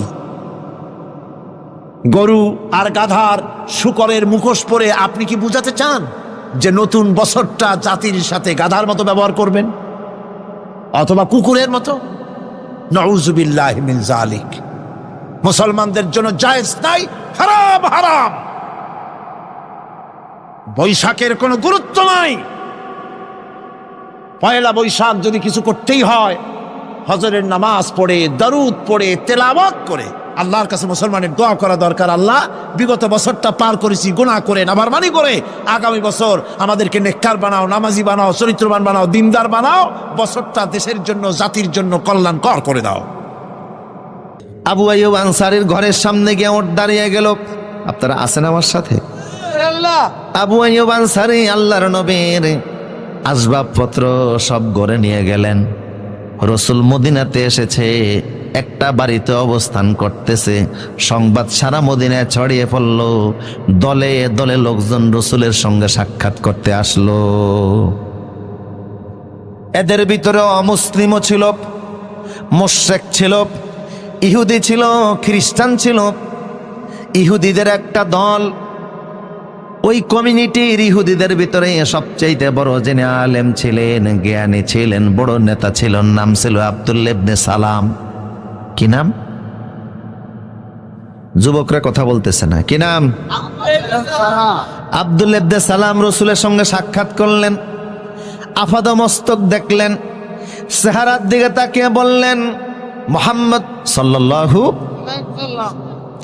আমি ইহুদিদের নেতা, আমার আদেশে হাজার হাজার ইহুদি অনুসরণ করে। মদিনার কমিউনিটিতে আমি সবচেয়ে বড় আলেম, তাওরাতের হাফেজ। ইন্নী সাইলুকা আন সালাসিন লা ইয়ালামুহুন্না ইল্লা নাবিয়্যুন। আমি আপনাকে তিনটি প্রশ্ন করব, আমার বিশ্বাস নবী সারা পৃথিবীর কেউ এই তিনটি প্রশ্নের অ্যান্সার জানে না। একমাত্র নবীরা এই তিনটি প্রশ্নের অ্যান্সার বলতে পারবে, পৃথিবীর আর কেউ পারবে না। আপনি যদি সত্যিকার অর্থে রাসূল হবেন, নবী হবেন, তাহলে আমার প্রশ্নের জবাব দিন। রাসূল বললেন, তুমি প্রশ্ন করো। তিনি বললেন, আমার প্রথম প্রশ্ন হলো, আউয়ালু আশরাতুস সাআ মা হিয়া? মা হিয়া আউয়ালু আশরাতুস সাআ? কিয়ামত তো হবেই, পৃথিবী ধ্বংস তো হবেই, সাধারণ পৃথিবী আসমান জমিন সহকারে সব ধ্বংস হয়ে যাবে। কিন্তু কিয়ামত ধ্বংস, পৃথিবী ধ্বংস হওয়ার আগে কিছু কিছু আলামত ঘটবে। কিয়ামত, পৃথিবী ধ্বংস হওয়ার আগে বড় বড় কিছু আলামত সংঘটিত হবে। তার ভিতর থেকে পৃথিবী ধ্বংসের, কিয়ামতের বড় বড় আলামতের প্রথম আলামতটা কি? দ্বিতীয় প্রশ্ন, ইয়া রাসূলুল্লাহ, আউয়ালু তুআমিন ইয়াকুলু আহলুল জান্নাহ? জান্নাতের সেই প্রথম খাদ্য কি, যেটা জান্নাতীরা প্রবেশ করেই খাবে? তৃতীয় প্রশ্ন হলো, মা হিয়া ইয়ানজাউল ওয়ালাদু ইলা আবিহি ওয়া ইলা উম্মিহি? কখন সন্তান তার মায়ের মতো হয়, কখন সন্তান তার বাবার মতো হয়? রাসূল বললেন, আব্দুল্লাহ ইবনে সালাম, তুমি এখন আমারে প্রশ্ন করেছো, কিছুক্ষণ আগে জিব্রাইল তোমার প্রশ্নের অ্যান্সারগুলি আমারে জানিয়ে দিয়ে গিয়েছে। তোমার প্রশ্ন হচ্ছে কিয়ামতের প্রথম আলামত কি? আছেন আপনারা? কিয়ামত তো হবেই, এটাকে অস্বীকার করার কোনো সুযোগ, কিন্তু কবে হবে, কখন হবে? ইন্নাল্লাহা ইনদাহু ইলমুস সাআ, সেটা আল্লাহ ভালো জানেন। জিব্রাইল রাসূলুল্লাহকে প্রশ্ন করেছে, ও রাসূল, কিয়ামত কখন হবে আপনি বলেন। রাসূল বলছিলেন, মাল মাসউলু আনহা বিআলাম মিনাস সাইল। জিব্রাইল, আমি জানি না, আপনি জানলে বলেন। কিয়ামত কবে হবে সেই দিন তারিখ জানা নাই, তবে যেদিন পশ্চিম দিক থেকে সূর্য উদিত হবে তার 120 বছর পরে কিয়ামত হবে। আল্লাহু আকবার বলেন। আমার প্রিয় সুদীপ, জিব্রাইল বলল, আব্দুল্লাহ ইবনে সালাম বলল, হে রাসূল, কিয়ামত তো হবেই, কিন্তু কিয়ামত সংগঠিত হওয়ার আগে যে বড় বড় আলামতগুলি ঘটবে তার প্রথম আলামতটা কি? রসুল বললেন প্রথম আলামত হলো ওহিয়া নারুন তাহশুরুন নাস মিনাল মাশরিকি ইলাল মাগরিব। কিয়ামতের প্রথম আলামত হলো পূর্ব দিক থেকে একটা আগুনের কুণ্ডলী বের হবে, আগুনের ধোঁয়া বের হবে, জাপান থেকে বের হবে। কোন দিক থেকে? এই আগুনের কুণ্ডলী ভারত, পাকিস্তান, চীন, মঙ্গোলিয়া সহকারে বাংলাদেশ সহ এই পূর্বাঞ্চলের মানুষদেরকে তাড়ায়া পশ্চিম দিকে নিয়ে যাবে। আল্লাহু আকবার। এমন এক আগুন পূর্ব দিক থেকে আল্লাহ বের করে দিবেন যে আগুনকে নিবানোর মতো ক্ষমতা পৃথিবীর কারো থাকবে না। এখন তো নিমতলিতে আগুন লাগলে বন্ধ করা সম্ভব, পানি ডাললে আগুন নিভে যায়, লঞ্চের মধ্যে আগুন লাগলে সেটাও নিবানো সম্ভব, বিমানের মধ্যে আগুন লাগলেও নিবানো সম্ভব। কিন্তু কিয়ামতের প্রথম আলামত হিসাবে যে আগুনটা আল্লাহ পূর্ব দিক থেকে বের করে দিবেন, ওই আগুনকে নিবানোর মতো ক্ষমতা পৃথিবীর কোনো ফায়ার সার্ভিসের নাই। এটা প্রথম আলামত। বুঝতেছেন কথা? তুমি প্রশ্ন করেছো আউয়ালু তুআমিন ইয়াকুলু আহলুল জান্নাহ, জান্নাতি লোকেরা যখন জান্নাতে যাবে তখন জান্নাতে তো খাবারের কোনো অভাব নাই, ঠিক কিনা? আদমকে আল্লাহ বলছিলেন ওয়াকুলা মিনহা রাগাদান, আদম যা খুশি তা খাও, যত ইচ্ছা তত খাও, কারণ বেশি খাওয়ার জায়গা হলো জান্নাত, কম খাওয়ার জায়গা হলো দুনিয়া। সুবহানাল্লাহ বলবেন না? আর আমরা এখন মনে করি না বেশি খাওয়ার জায়গাটাই দুনিয়া, তাই ইচ্ছা মতো খায়, নিজেরটাও খায়, পরেরটাও খায়। খাওয়ার জন্য এত খাওয়া খায়, দেশের ব্যাংকে জায়গা হয় না, তাই বিদেশের ব্যাংকও টাকা পাঠায়। কথা বলেন ঠিক কি না? এমন খাওয়া খায়, সব খাওয়ার হিসাব নিবেন কে? হাসিবু কাবলা আন তুহাসিবু, আমি আল্লাহ ধরার আগে নিজেদেরকে একটু হিসাব করো, হিসাব কিন্তু হবে। কথা বলেন ঠিক কিনা? তো জান্নাত হচ্ছে বেশি খাওয়ার জায়গা, ঠিক কিনা বলেন? আর দুনিয়াতে আপনি যত খাবারই খান স্বাদ পাবেন মাত্র 6 প্রকার। 6 প্রকারের বাইরে পৃথিবীতে কোনো স্বাদ নাই। আমি একবার দুবাইতে বুফের খানা খেলাম, প্রায় 100 প্রকারের আইটেম আমার সামনে দিছে। তা আপনি আর কয়টা খাবেন? যত খাবার খান স্বাদ 6 প্রকার, টক, ঝাল, মিষ্টি, ন্যানো, তেতো, পানসা। এই 6-এর বাইরে কোনো স্বাদ দুনিয়াতে আপনি পাবেন না, হাজারো প্রকার খাবার খেলেও। কিন্তু আল্লাহ বলছেন আলাম নাজআল্লাহু আইনাইন ওয়া লিসানান ওয়া শাফাতাইন, তোমাদেরকে আমি আল্লাহ টেস্টিং বাট জিহ্বা দিয়েছি, এই জিহ্বার মধ্যে স্বাদ দেওয়ার জন্য 10,000 সেল আছে। দুনিয়াতে পাইলেন মাত্র 6 প্রকার, বাকি যত স্বাদ আছে 9,994 প্রকার স্বাদ আল্লাহ জান্নাতে দান করে দিবে। আমরা বেশি খাই অবশ্য নিজের বাড়িতে না, আরেকজনের বাড়িতে, ঠিক কিনা বলেন? কম খাবেন, বরকত আছে না নাই? এক জায়গায় মেজবানির আয়োজন হয়েছে, গৃহকর্তা আসছে আমেরিকা থেকে, গরু লাগে গ্রামবাসীর 5টা, উনি জবাই করছে 10টা।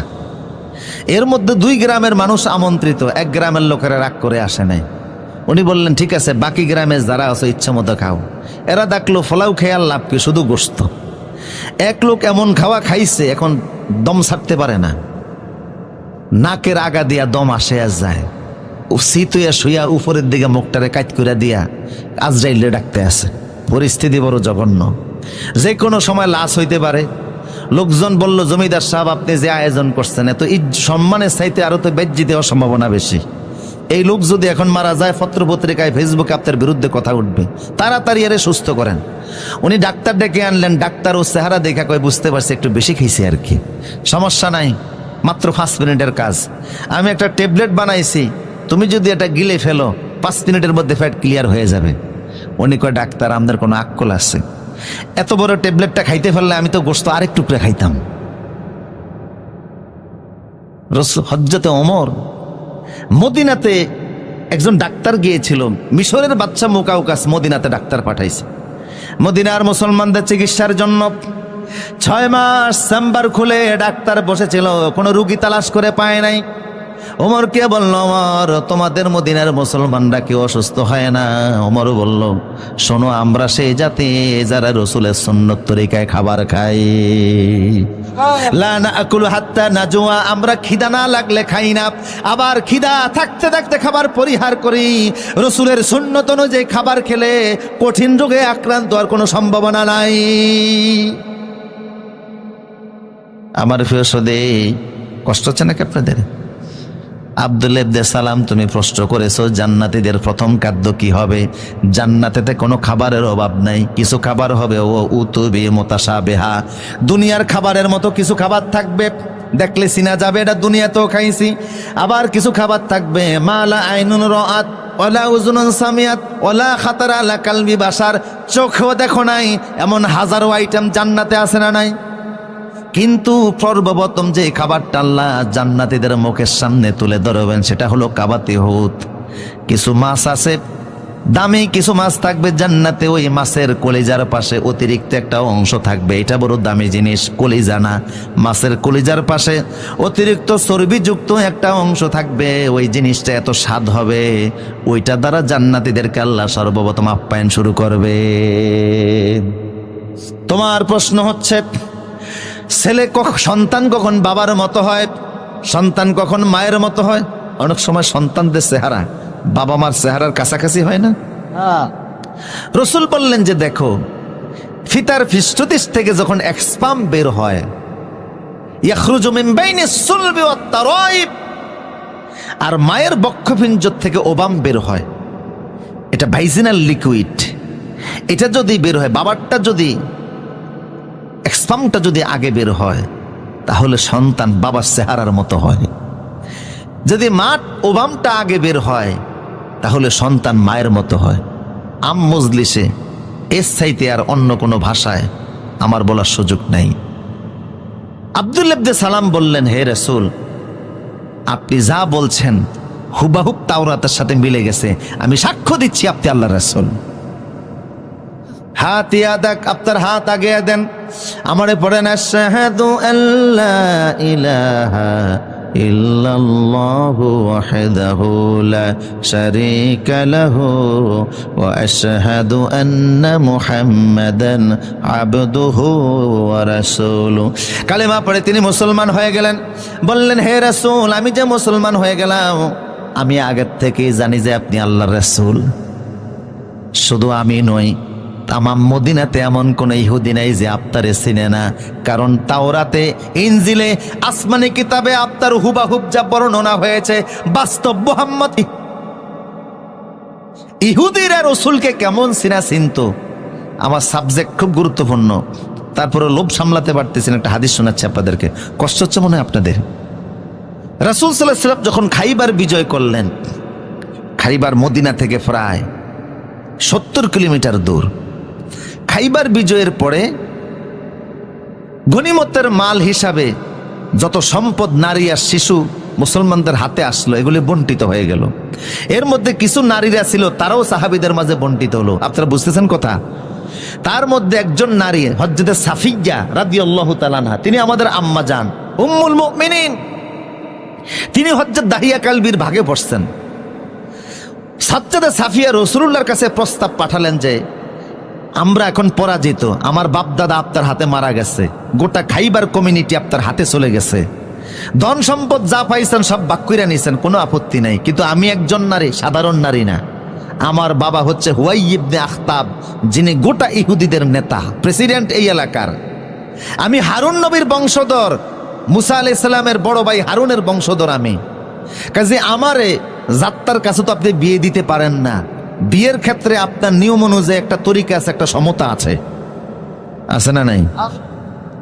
সমতা নাই বিদায় আজকে আমাদের দেশে ডিভোর্সের সংখ্যা বাড়তেছে। অপরিপক্ক বয়সে ছেলে মেয়ে প্রেম করে এমন এক জায়গায় চলে যায়, বাবাও অনেক সময় লোক লজ্জায় শরমে পরিচয় পর্যন্ত দিতে পারেন, এরকম আছে না নাই? মেয়েটাকে বাবা যেই পরিবেশে বড় করলেন, শিক্ষা দিলেন, মানুষ করলেন, স্বামীর সংসারে গিয়ে যদি ওই রকম না পায়, অশান্তি আছে না নাই? শেষ পর্যন্ত জীবনও শেষ করে দেয়। ইসলামে বিয়ের সমতা আছে।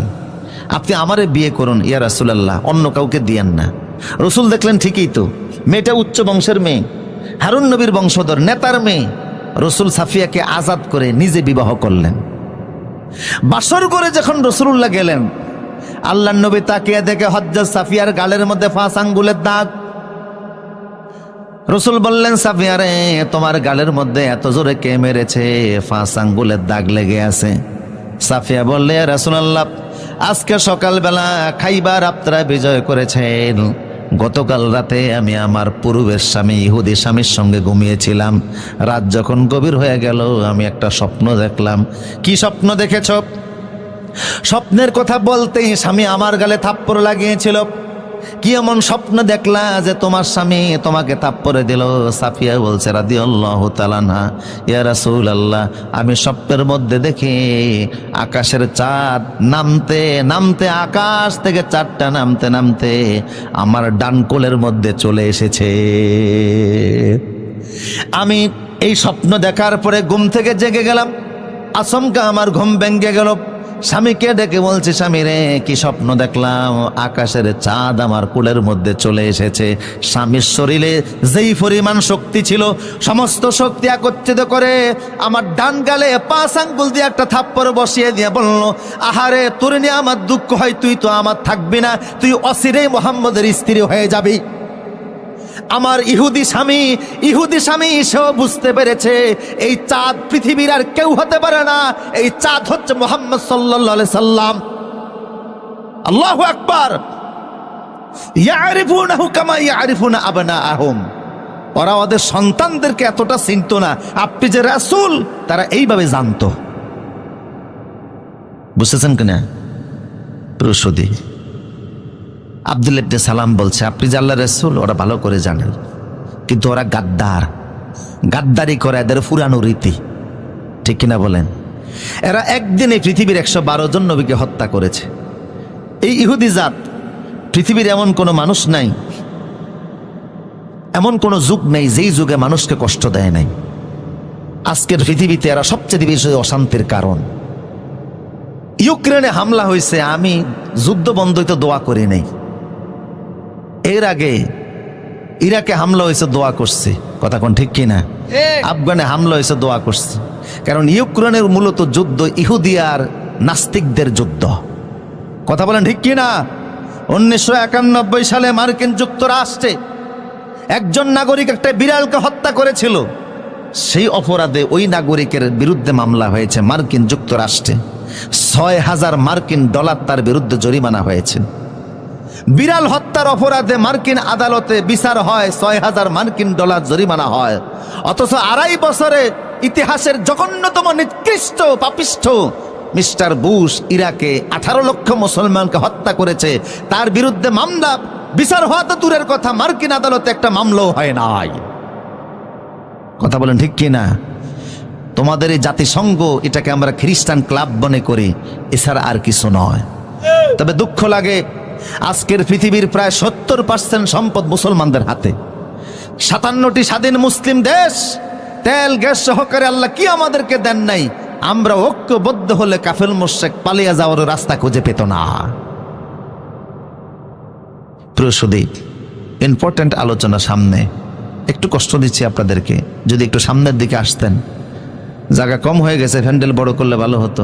আমানুল্লাহপুরের ভাইরা, যার যার আমানত নিয়ে সামনে আসেন, জুতা, মোবাইল, মানিব্যাগ, চশমা, ছাতাও যদি থাকে, সামনের দিকে আসেন। একটু ফাঁকা জায়গাগুলি পূরণ করে সামনের দিকে আগে বসেন, যেহেতু দাঁড়ানো ভাইরা, পিছনের ভাইরা এসে বসতে পারে। শব্দ হবে না, আওয়াজ হবে না।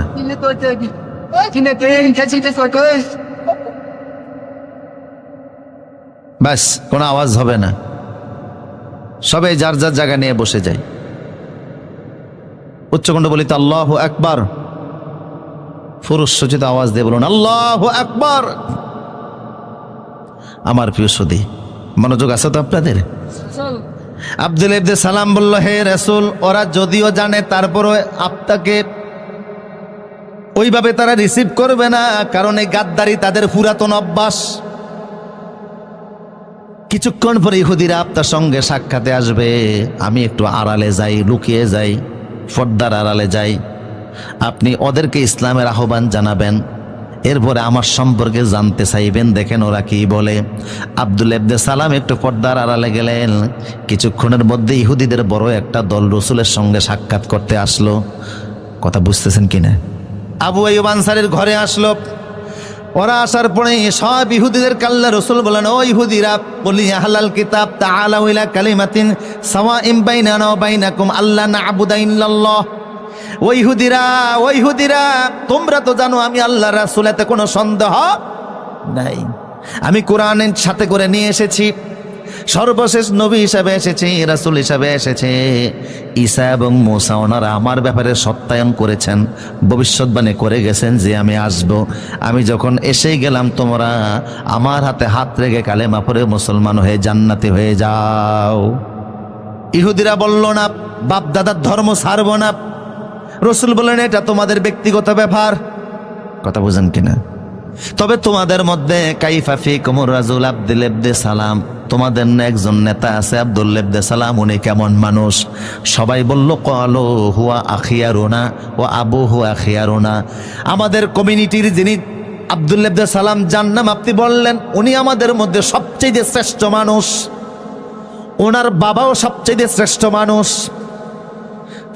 ও আলামুনা ও আলামু আবুনা, তার বাবা আমাদের সমাজের সবচেয়ে বড় আলেম, উনিও আমাদের সবচেয়ে সমাজের বড় আলেম। আমাদের কমিউনিটিতে ইহুদি পাড়ায় ওনার চাইতে বড় আলেম কেউ নাই, সব ওনার চাইতে ভালো মানুষ আর কেউ নাই। রসুল বলেন, আচ্ছা, সে আব্দুল্লাহ ইবনে সালাম যদি কালেমা পড়ে মুসলমান হয়ে যায়, তোমরা কি মনে করো? কয়, আল্লাহ হেরে মাফ করুক। এটা জীবনও হতে পারে না, আমাদের নেতা বুঝে কালেমা পড়বে। এমন সময় পর্দার আড়ালে লুকানো থেকে আব্দুল্লাহ ইবনে সালাম সামনে এসে বললেন, ইহুদিরা তোমরা সাক্ষী থাকো, আশহাদু আল্লা ইলাহা ইল্লাল্লাহু ওয়াহদাহু লা শারীকা লাহু ওয়া আশহাদু আন্না মুহাম্মাদান আবদুহু ওয়া রাসূলুহু। আব্দুল্লাহ ইবনে সালাম কালেমার ঘোষণা দিলেন, আল্লাহু আকবার। এখন ইহুদিরা চিৎকার মেরে উঠলো, কয়, হুয়া শাররুনা ওয়া আবু শাররুনা, হে মুহাম্মদ, এর চাইতে নিকৃষ্ট মানুষ আমাদের সমাজে আর কেউ নাই, এর চাইতে মূর্খ লোক আর কেউ নাই। রসুল কয়, একটু আগে কইলা কি, এখন কও কি? কথা বুঝেন কি না? একটু আগে না বলছো এর চাইতে ভালো মানুষ আর কেউ নাই, এর চাইতে ভালো আলেম আর কেউ নাই, এখন কও এর চাইতে জাহেল আর কেউ নাই, এর চাইতে মূর্খ লোক আর নিকৃষ্ট লোক আর কেউ নাই। তার মানে আমার দলে থাকলে অনেক বড় কিছু, আমার দলে না থাকলে অন্য কিছু। আমার দলে থাকলে বয়স যদি 40 হয়, হেত মুক্তিযোদ্ধা। কথা কয় না কা? আমার বাড়িতে একজন আছে, আমার আব্বা মুক্তিযোদ্ধা ছিলেন, আলহামদুলিল্লাহ। আর আমার বিপক্ষে থাকলে যদিও দেশের জন্য, মানুষের জন্য, কোরআনের জন্য অনেক খেদমত করেছে, তারপরেও তার বিরুদ্ধে তোকমা আছে না নাই? হে রাসূল, এটা ওদের পুরাতন রীতি, বুঝেন না আপনারা কথা? এটা ওদের পুরাতন অভ্যাস, পুরাতন রীতি। ইয়া রাসূলুল্লাহ, আল্লাহ রসুল বললেন, আব্দুল্লাহ ইবনে সালাম ঠিক আছে। এরা যেহেতু হই হাল্লা শুরু করলো, রসুল ওদেরকে বের করে দিলেন, যাও চলে যাও, তোমাদের অভ্যাস আগেরটাই পরিচয় দিয়েছো, কিছুক্ষণ আগে কি বলেছো, এখন কি বলতেছো, তোমরা নিজেরাই স্ববিরোধী। কথা বুঝেন কিনা? এই পর্যায়ে এসে আমি এখন যা বুঝাতে চাই, আছেন আমার সাথে? এই আব্দুল্লাহ ইবনে সালাম উনি কালেমা পড়লেন, সহিভাবেই পড়লেন, ওনার সাথে আরো একদল ইহুদি সবাই কালেমা পড়ে মুসলমান হয়ে গেছে। আব্দুল্লাহ ইবনে সালাম এমন খাঁটি মুসলমান হলেন, আল্লাহ রাসূল এক হাদিসে বললেন, ওহুয়া আশিরুন মিন আশারাতিন মিন আহলিল জান্নাহ, জান্নাতের যদি 10 জন লোকের লিস্ট করা হয়, ওই জান্নাতের 10ম ব্যক্তি হলো আব্দুল্লাহ ইবনে সালাম। জান্নাতি যদি 10 জন লোকের লিস্ট করা হয়, ওই 10 জন লোকের একজন হলো আব্দুল্লাহ ইবনে সালাম। অথচ সে আব্দুল্লাহ ইবনে সালামের বিপক্ষে আল্লাহ সূরা বাকারা 208 নম্বর নাজিল করলেন। কি করছে আব্দুল্লাহ ইবনে সালাম? কেন আল্লাহ তাদেরকে ধমক দিয়ে সূরা বাকারার 208 নম্বর আয়াত নাজিল করলেন? বুঝতেছেন কথা? আব্দুল্লাহ ইবনে সালাম সেই যুগে ইসলাম কবুলের পরে ইসলামের পরিপূর্ণ বিধিবিধান মানতেছিল, রসুলের শরীয়তের প্রত্যেকটা বিধিবিধান পালন করতেছিল, নামাজ পড়তেছিল, হজ যাকাত কুরবানি শরীয়তের যত বিধিবিধান সব পালন করতেছে, কিন্তু পাশাপাশি মুসা নবীর শরীয়তেরও কিছু জিনিস মানতে শুরু করছে। কথা বুঝেন কিনা? কষ্ট হচ্ছে মনে হয় আপনাদের? মুসা নবীর শরীয়তের কিছু বিধিবিধান আব্দুল ইবনে সালাম মানে, মুহাম্মদ সাল্লাল্লাহু আলাইহি ওয়াসাল্লামের শরীয়তের বিধিবিধানও মানে। আল্লাহ ধমক দিয়ে আয়াত নাযিল করলেন, খবরদার ইসলাম আসার পরে অন্য কোন ধর্মের বিধান আমি আল্লাহ অ্যাকসেপ্ট করব না। মুহাম্মদ সাল্লাল্লাহু আলাইহি ওয়াসাল্লামের শরীয়ত আসার পরে অন্য কোন নবীর শরীয়তকে আমি আল্লাহ স্বীকৃতি দিব না। আল্লাহু আকবার। এই সাহাবীদেরকে আল্লাহ ধমক দিচ্ছেন, মুসা নবীর শরীয়ত মানতেছে। এখন বলেন আপনারা, মুসা নবী কি ইসলামের বাইরে? কথা কয় না। উনিও তো আল্লাহ রাসূল ছিলেন, সাধারণ রাসূল। ওয়াকাল্লামাল্লাহু মূসা তাকলিমা, যিনি আল্লাহর সাথে সরাসরি বিনা তারের কানেকশনে কথা বলতেন। তুর পাহাড়ে গিয়ে যখনই আল্লাহরে ডাক দিতেন, আল্লাহ ডাকে সাড়া দিতেন। কথা বলতে গিয়ে বলছেন, আল্লাহ কথা বলতে এত মজা, না জানি তোমার দেখতে কত মজা। আল্লাহ বললেন, না দেখার চিন্তা কইরো না। উনি কয় না, একটু দেখি না চেষ্টা কইরা। আল্লাহ বলেন, টেস্ট পরীক্ষা দাও। টেস্টের নমুনা হিসাবে আল্লাহ যতটা পরিমাণ নূর তুর পাহাড়ে ছেড়ে দিলেন। উনি ওই নূরের হিট সহ্য করতে না পেরে বেহুশ হয়ে পড়ে গেলেন। ফালাম্মা তাজাল্লা রাব্বুহু লিল জাবাল জাআলাহু দাক্কা ওয়া খাররা মূসা সায়কা, যখন তিনি বেহুশ হয়ে জমিনে পড়ে গেলেন, 7 দিন পর্যন্ত মূসা নবীর কোনো হুঁশ ছিল না। কয়দিন? 7 দিন পরে আল্লাহ বলে, মূসা রে, টেস্ট পরীক্ষায় তো পাস করো নাই, এখন কি দেখার ইচ্ছা আছে নাকি? উনি কয়, ক্বালা ইন্নী তুবতু ইলাইকা ওয়া আনা আউয়ালুল মুমিনিন। আল্লাহ, তওবা করলাম, জীবনও দেখার নাম নিতাম না। বুঝতে পেরেছি, দেখার চিন্তা করে আমি ভুল করছি, তবে জান্নাতে দেখা দিও। তাইলে দেখতে না ফেললো, আল্লাহ নূরের হিট তাজাল্লির একটা ধাক্কা তো খাইছে। কথা বলেন ঠিক কিনা? তাওরাত ওনার উপরে এসেছে, জলিল কদর পয়গম্বর ছিলেন, রাসূল ছিলেন, আল্লাহর নূরের হিটের ধাক্কাও খেলেন, অথচ সেই নবীর শরীয়ত মানতেছে।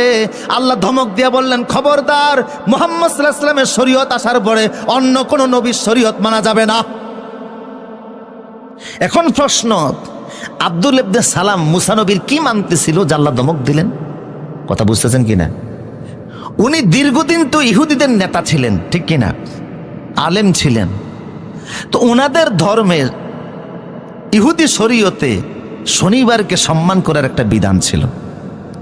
ঐতিহাসিকভাবে ওনারা শনিবারকে সম্মান করতেন, আর আল্লাহ মুহাম্মদ সাল্লাল্লাহু আলাইহি ওয়াসাল্লামকে দিয়েছেন জুমার দিন। সুবহানাল্লাহ বলবেন না? ইহুদিরা সম্মান করে শনিবার দিনকে, খ্রিস্টানরা করে রবিবারকে, আর আমরা করি জুমার। শুক্রবার বলবেন না, বলবেন জুমার দিন। এই জুমা শব্দটা বললেও 50টা নেকি আমল নামায় উঠে যাবে। এই জুমা নামে কোরআনে একটা সূরাও আছে, আছে না নাই? কোরআনের নির্দেশ হচ্ছে, ইজা নুদিয়া লিস-সালাহ বিয়াউমিল জুমআহ ফাসআউ ইলা যিকরিল্লাহ। জুমার দিনের আজান যখন হয়ে যাবে, আর কাজ করা যাবে না, ব্যবসা করা যাবে না, বাণিজ্য করা যাবে না, দৌড়াও মসজিদের দিকে, দৌড়াও মসজিদের দিকে। আমাদের অনেক মুসল্লিরা আছে মাত্র 2 রাকাতের জন্য দৌড়ায়, বাসার তরে বৈশা খুতবা শুনে। কথা কোন ঠিক কিনা? আমার মসজিদে 4তলা মসজিদ, দূর দূরান্ত থেকে অনেক মুসল্লিরা নামাজ পড়তে ঢাকা উত্তর বাড্ডা যায়। এখন আশপাশের যারা আছে তারা দেখে দূরের লোকেরা এসে জায়গা আগে দখল করে, এই জন্য হেরা আবার জায়নামাজ বিছানো শুরু করছে। মানে জায়নামাজ বিছিয়ে জায়গা দখল করে পরে আসে। আমি যখন জানলাম, আমি ধমক দিলাম, পরে জায়নামাজ সরিয়ে লাইছে। রসুল বলেছে, জুমার দিন তুমি যদি সবার আগে আগে যাও, ইমাম সাহেবের কাছে গিয়া বসো, অদ্দানা মিনাল ইমাম, ইমামের কাছাকাছি বসো, ফাস্তামা আল খুতবা, খুতবাগুলি যদি মনোযোগ সহকারে শোনো, তোমার বাড়ি থেকে মসজিদ পর্যন্ত যেতে প্রত্যেকটা কদমে আল্লাহ 1 বছরের আমল নামায় সওয়াব দান করে দিবেন, আর 1 বছরের গুনার সমস্ত আল্লাহ আমল নামা থেকে মিটাইয়া দিবেন। হাদিসটা সহিহ। 1 বছর নফল নামাজ পড়লে, রোজা রাখলে যে সওয়াব 1 কদমে আল্লাহ আমল নামায় দিবেন, সেই সওয়াব। তার মানে হলো, তোমার বাড়ি থেকে মসজিদ পর্যন্ত যদি 100 কদম হয়, 1 জুমার দিনে 100 বছরের নেকি আমল নামায় উঠবে, 100 বছরের গুনাহকে আল্লাহ মিটাইয়া দিবেন। তাহলে আল্লাহ আমাদেরকে দিলেন কোন দিন? মুহাম্মদ সাল্লাল্লাহু আলাইহি ওয়াসাল্লামকে আল্লাহ কোন দিন দিয়েছেন? আর ইহুদিদের ছিল শনিবার। আব্দুল্লাহ ইবনে সালাম পূর্বের অভ্যাস অনুযায়ী শনিবারকে একটু সম্মান করত। আর ইহুদি ধর্মে উটের গোশত খাওয়া হারাম ছিল। কিসের গোশত? কিন্তু ইসলামে হালাল না হারাম? ইসলামে ওটের গোশত খাওয়া হালাল। আব্দুল্লাহ ইবনে সালাম বলছে, হে রাসূল, আমি ভালো করে জানি ইসলামে ওটের গোশত খাওয়া হালাল, আমিও হালাল মনে করি, হারাম মনে করি না, কিন্তু পুরানো অভ্যাস অনুযায়ী হালাল মনে করার পরেও আমি খেতে চাই না। এই কারণে আল্লাহ এই মাত্র দুটি কারণে ধমক দিয়ে বললেন, খবরদার, ইসলামে যেহেতু ওটের গোশত হালাল করা হয়েছে, পূর্বের অভ্যাস অনুযায়ী এটাকে বাদ দেওয়া যাবে না। অসুস্থতার কারণে, রোগের কারণে তুমি গোশত না খাও, সেটা ভিন্ন জিনিস, কিন্তু মুসা নবীর শরীয়তের কারণে ওটের গোশত ছেড়ে দিবে, এটা আমি আল্লাহ বরদাস্ত করব না। কথা বুঝতেছেন কিনা? তোমার ডায়াবেটিস আছে, হার্টের রোগ আছে, তুমি গরুর গোশত না খাও, সেটা ভিন্ন জিনিস, কিন্তু অন্য ধর্মের ফিতির কারণে তুমি গরুর গোশত ভালোবাসবা না, গরু কুরবানি দিতে পারবা না। গরু কুরবানি দিলে অন্য ধর্মের প্রতি তোমার অশ্রদ্ধা হয়, এটা ইসলাম কখনো মেনে নিতে পারবে না। ভিন্ন ধর্মের কারণে শরীয়তে মুহাম্মদের কোন জিনিসকে অবজ্ঞা করা হবে, এটার কোনো সুযোগ নাই।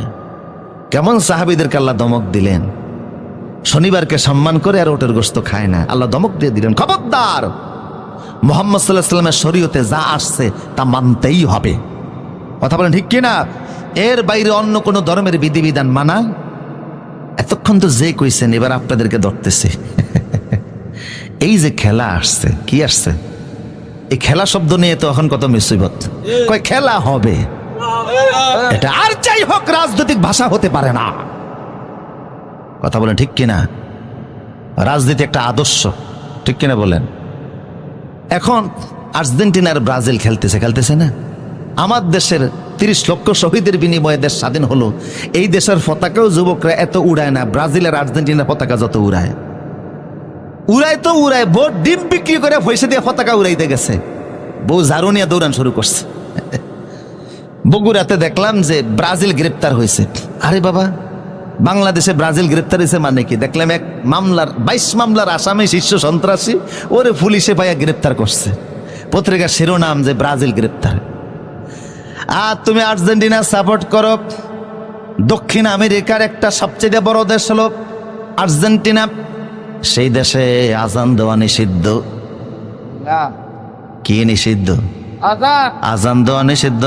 4,45,00,000 লোক ওই দেশে বসবাস করে। এর ভিতরে 91% হলো খ্রিস্টান, রাষ্ট্রীয় ধর্ম হচ্ছে খ্রিস্টান। 91% লোক বসবাস করে, 3% ইহুদি, 2% হলো মুসলমান। বিশাল বড় দেশ। সেই দেশের অর্ধেক ম্যানুফ্যাকচারিং থেকে তাদের 25% রেমিটেন্স আসে। খ্রিস্টানদের দেশ, রাষ্ট্র ধর্ম খ্রিস্টান। যেই দেশের পতাকা তুমি তোমার দেশে টানা, অথচ সেই দেশের জাতীয় খেলা কিন্তু ফুটবল না। বুঝতেছেন নি কথা? আর্জেন্টিনার জাতীয় খেলা হচ্ছে ফাতো। ফাতো কি? আমার দেশের জাতীয় খেলার নাম কি? হ্যাঁ, হাডুডু। খেলছেন নি? ছোটবেলায় খেলছে, ঠ্যাং ঠ্যাং না ধরে না, এর নাম হাডুডু। কিন্তু যেই দেশের কথা বলছে আর্জেন্টিনা, সেই দেশের জাতীয় খেলার নাম হলো ফাতো। এটা ঘোড়ার উপরে দাঁড়িয়ে বৈশা বৈশা খেলতে হয়, কম্বিনেশন মার্ক খেলা। সারা পৃথিবীতে তারা খেলার ফুটবলে পরিচিত। 1978 সালে তারা একবার বিশ্বকাপ ফুটবল জিতেছে, 1986 সালে বিশ্বকাপ ফুটবল জিতেছে। আমার দেশের এমন কোন যুবক নাই মেসি আর ম্যারাডোনার নাম না জানে। কথা কোন ঠিক কিনা? অনেকে হয়তো বা 5 জন সাহাবীর নাম বলতে পারবে না, কিন্তু ম্যারাডোনারে ভালো করেই চিনে। যে আর্জেন্টিনা ব্রাজিলের জন্য তুমি সমর্থন দিচ্ছ, ওদের পতাকা টানাতে গিয়ে বিদ্যুৎ স্পষ্ট হয়ে মারা পর্যন্ত যাচ্ছে। মিছিল করতেছো, মিটিং করতেছো, আবার দাবি করতেছো তো তুমি ইসলামে আসো। অমুসলিমদের কৃষ্টি কালচারকে সমর্থন করে ইসলামে থাকার কোনো সুযোগ নাই। আব্দুল্লাহ ইবনে সালাম শনিবারকে সম্মান করে, আল্লাহ ওইটা মানে না। আর তুমি অন্য দেশকে ভালোবাসতে গিয়া, তুমি পতাকা লাগাতে গিয়া জীবন শেষ করে দিচ্ছ। তুমি মনে করতেছো তুমি ইসলামে আসো। কথা বুঝেন কিনা আমার প্রিয় সুদীপ? কাফের মুশরিকদের কোন রীতিনীতি ইসলাম পছন্দ? আপনারা বলতে পারেন, হুজুর যুবকদেরকে তো বললেন আমরা তো আর পতাকা টানাই না। কথা বুঝেন না? এই খেলা নিয়ে বাজি ধরা হয়, এরকম আছে না নাই? খেলা ধরতে গিয়ে মিছিল হয়, মিটিং হয়, পয়সা খরচ হয়, একটার প্রতি ইসলামের কোনো সমর্থন আমার প্রিয় সুদীপ, আল্লাহ পাক বললেন, ও সাহাবীরা খবরদার, ইয়া পড়েন, ইয়া আইয়ুহাল্লাযীনা আমানু দুখুলু ফিস-সিলমি কাফা ওয়া লা তাত্তাবিউ খুতুওয়াতিশ শাইতান ইন্নাহু লাকুম আদুউম মুবিন। ও ঈমানদারেরা, ঈমান আনো, তারপর ইসলামে প্রবেশ করো। আব্দুল্লাহ ইবনে সালামের মাধ্যমে আল্লাহ আমাদেরকে বুঝাচ্ছেন, ইসলামে প্রবেশ করলে অন্য ধর্মের রীতিনীতি আদর্শ মানার কোনো সুযোগ। আমার প্রিয় সুধী, মুরব্বীরা বলতে পারেন, যুবকদেরকে বললেন আমাদের কি বলবেন? ইসলামের এমন কোনো বিধিবিধান নাই, কৃষ্টি কালচার নাই যা আমাদের জীবনের পরতে পরতে নাই, সব জায়গায় আছে। কথা বুঝেন কিনা? আমি 2-4টা উদাহরণ দিচ্ছি, তাহলে ভালো বুঝবেন। অমুসলিমদের সংস্কৃতি আমরা আমাদের জীবনের অনেকাংশে মানি, এরপরও দাবি করি আমি ইসলামে আছি। উদাহরণস্বরূপ মনে করেন আমরা খাবার খাই, খান কিনা? খাবার খাইতে গেলে খাবার কিনা লাগে কিনা? রাসূলুল্লাহ কিন্তু খাবার কিনতেন মক্কায়। হয়তোবা আবু জেহেল যে দোকান থেকে চাউল কিনতো, রাসূলও সেই দোকান থেকেই চাউল কিনতেন। কথা বুঝেন কিনা? আবু জেহেল হয়তোবা যে দোকান থেকে আটা কিনতো, রাসূলও সেই দোকান থেকে আটা কিনতেন। এতে কিন্তু আবু জেহেল অমুসলিমদের অনুসরণ হয় না। বিষয়টা এমন না যে আবু জেহেল উতবা সাইবা যেই দোকান থেকে বাজার করবে, যেই মার্কেট থেকে সদাই কিনবে, মুসলমান সেই মার্কেট থেকে কিনতে পারবে না। তাই রাসূল সিরিয়া থেকে বাতাইন না খাইতেন, ঘটনাটা এমন না। বরং একই দোকান থেকে হয়তোবা কিনতেন, একই বাজার থেকে কিনতেন। চাউল কেনার মধ্যেও কোনো অসুবিধা নাই, কাপড় কেনার মধ্যে কোনো অসুবিধা নাই, সদাই কেনার মধ্যে অসুবিধা নাই। অসুবিধা হলো খাওয়ানোর মধ্যে। খাইতে গেলে আমার একটা কালচার আছে, সংস্কৃতি আছে, ওদেরও একটা কালচার। যখন মুসলমান খাইতে যায়, রাসূল বলেন আমার সংস্কৃতি হলো কুল বিসমিল্লাহ। যখন তোমরা খাবার খাবা তখন তোমরা বিসমিল্লাহ বলে খাবার খাও। কিন্তু আবু জেহেলরা যখন খাবার খাইতো, ওরা বলতো কুল বিল বিল বিসমিল উজ্জা বিসমিল্লাহ। ওরা উজ্জার নামে, লাতের নামে, কৃষ্ণের নামে, ভগবানের নামে, গডের নামে খাবার খায়, আর মুসলমান খায় কার নামে? এই হচ্ছে পার্থক্য। তাইলে খাইতে গেলে ওদের একটা সংস্কৃতি আছে, আমারও একটা সংস্কৃতি আছে না নাই? ওরা হারাম খায়, শুকরের গোশত খায়, রক্ত খায়, অবৈধ টাকার ইনকাম খায়, আর মুসলমান খাবে ঠিক কিন্তু হারাম খাইতে। আবার রাসূল সাল্লাল্লাহু আলাইহি ওয়াসাল্লাম বলতেন খাবার খাবা। এইখানে হলো মুসলিমদের সাথে আমাদের সাংস্কৃতিক পার্থক্য, বুঝেন কিনা? রাসূল বলতেন কুল বিয়ামিনিকা, খাও ডান হাতে খাও। কোন হাতে খাবেন? ওয়ালা তাকুলু বিশিমাল, বাম হাতে খাবা না। ফাইন্না শাইতানা ইয়াকুলু বিশিমাল, কারণ শয়তান খায় বাম হাতে। যেরকম কোন হাতে? এখন কেমন কিছু মুসলমান আসেনি যারা বাম হাতে খায়। তাইলে ডান হাতে খাওয়া মুসলমানের সংস্কৃতি, ডান হাতে খাওয়া ইসলামিক কালচার, বাম হাতে খাওয়া কাফের মুশরিকের কালচার। ঠিক কিনা বলেন? হ্যাঁ, আপনার হাত প্যারালাইজড হয়ে গেছে সেটা ভিন্ন কথা, ডান হাত উঠাইতে পারেন না সেটা ভিন্ন কথা, কিন্তু হাত সুস্থ থাকা অবস্থায় বাম হাতে খাওয়ার। ব্রাহ্মণবাড়িয়ার, কষ্ট হচ্ছে মনে হয় আপনাদের না?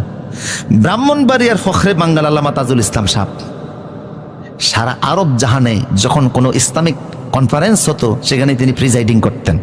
আরবের আলেমরা ওনারা খুব ভালো করেছেন, তো আলহামদুলিল্লাহ বলেন। তো উনি এক জায়গায় এক হোটেলে খেতে বসছে, ওনার সামনে এক ভদ্রলোক নাস্তিক আর কি, নাস্তিক খাইতেছে বাম হাতে চামচ দিয়ে, আর উনি খায় ডান হাতে। তো উনি বললেন আচ্ছা ভাই, আমিও খাচ্ছি ডান হাতে, আল্লাহ তো ডান হাত দিয়েছে, ডান হাত দিয়ে খান না। উনি বললেন না হুজুর, অসুবিধা কি? কিতাবের নাম অসুবিধা কি? হাত ডান হাতও দিয়েছে আল্লাহ, বাম হাতও দিয়েছে আল্লাহ, একটা দিয়ে খাইলেই সারে। কথা বুঝেন কিনা? ডান হাতও আল্লাহ দিয়েছে, বাম হাতও আল্লাহ দিয়েছে, একটা দিয়ে খাইলেই সারে। তো হুজুর বললেন মুখও তো আল্লাহ দুইটা দিছে, এটা উপরের মুখ একটা নিচের মুখ, একটা দিয়ে খাইলেই সারে। উনি বলে না হুজুর, এটা কি বললেন? উপরের মুখ হচ্ছে খাওয়ার জন্য, নিচের মুখ হচ্ছে যাওয়ার জন্য। উপরের মুখ দিয়া ঢুকবে, নিচের মুখ দিয়া বের হবে। হুজুর বলেন হাতও আল্লাহ দুইটা দিছে, একটা ডান হাত একটা বাম হাত। ডান হাত দিছে উপরের মুখের জন্য, বাম হাত দিছে নিচের মুখের জন্য। কাজ করেন কা? উনি হুজুর অসুবিধা নাই, একটু হাত সাবান তো আছে, ধুয়ে লইলেই সারে। হুজুর কয় ভাই সব সময় কিন্তু হাত সাবান দিয়ে ধুয়ে নিলে সারে না। বেয়াই গেছে বেয়াইর বাড়িতে, বেয়াই তো বেয়াইকে দেখে খুব খুশি, নানান ধরনের আইটেম খাবার আইনা সামনে দিছে, কিন্তু খাবার যেখানে স্টার্ট দিবে ছোট্ট নাতি আর কি দৌড়াতে দৌড়াতে বেয়াই সামনে এসে একেবারে জায়গায় আনলোড করে দিছে। কথা বুঝেন কিনা? এখন এইটা সামনে রাখা অবস্থায় খাইতে কি রুচিতে আসে?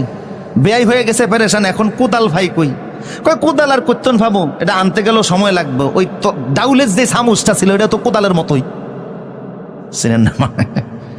ডাউলের চামচ এটা কোদালের মতো না, ওইটা দিয়া টান দিয়া উঠাইয়া জায়গা মতো ফেলে দিয়া ওইটারে কলের তনে পানি দিয়া ধুইয়া একেবারে কেয়ালেমন ডিটারজেন্ট পাউডার দিয়া ধুইয়া নিয়ে আসছে। কই বেয়াই সব কি করেন?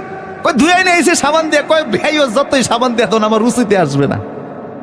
তো বোঝা গেল সবসময় সাবান দিয়া ধুইলেও কি হয় না, রুচিতে আসে না। কথা বুঝতেছেন কি না? তো ডান হাতে খাওয়া এটা ইসলামের সংস্কৃতি, বাম হাতে খাওয়া এটা কাফের মুশরিকদের সংস্কৃতি। তাইলে বোঝা গেল আমাদের খানার মধ্যে ইসলাম এবং অমুসলিমের বিধান আছে না নাই? আবার খানা যখন শেষ হয়ে যাবে, মুসলমান খাওয়া শেষে বলবে আলহামদুলিল্লাহিল্লাযী আতামানা ওয়া সাকানা ওয়া জাআলনা মিনাল মুসলিমিন। বলছি, একবার বলছি, আর আসার জায়গা নেই। একবার বলছিলাম এদিকে কিছু জায়গা আছে, আর দৃষ্টি বাস বসেন, জায়গায় বসে থাকেন। নাড়াচাড়ায় সমস্যা হয়, সঙ্গীত হবে তখন নাড়াচাড়া দিয়েন। আমার দিকে তাকান, ডিস্টার্ব দেওয়া যাবে না। উচ্চকণ্ঠে বলেন আল্লাহু আকবার। বাস আজকের ওয়াজ দাঁড়িয়েই শোনেন, কষ্ট হচ্ছে না তো আপনি? ইনশাল্লাহ দাঁড়িয়েই যদি কিছু ওয়াজ না শুনতে পারে, এরা ইসলাম বিজয় করবে কেমনে? সামনে তো কঠিন দিশা আসতেছে, কথা বলে ঠিক কিনা? ইসলামের জন্য যদি এক সাগর বুকে রক্ত দিতে হয়, রাজি আছে না নাই? কারা আছে হাত তুলে দেখো।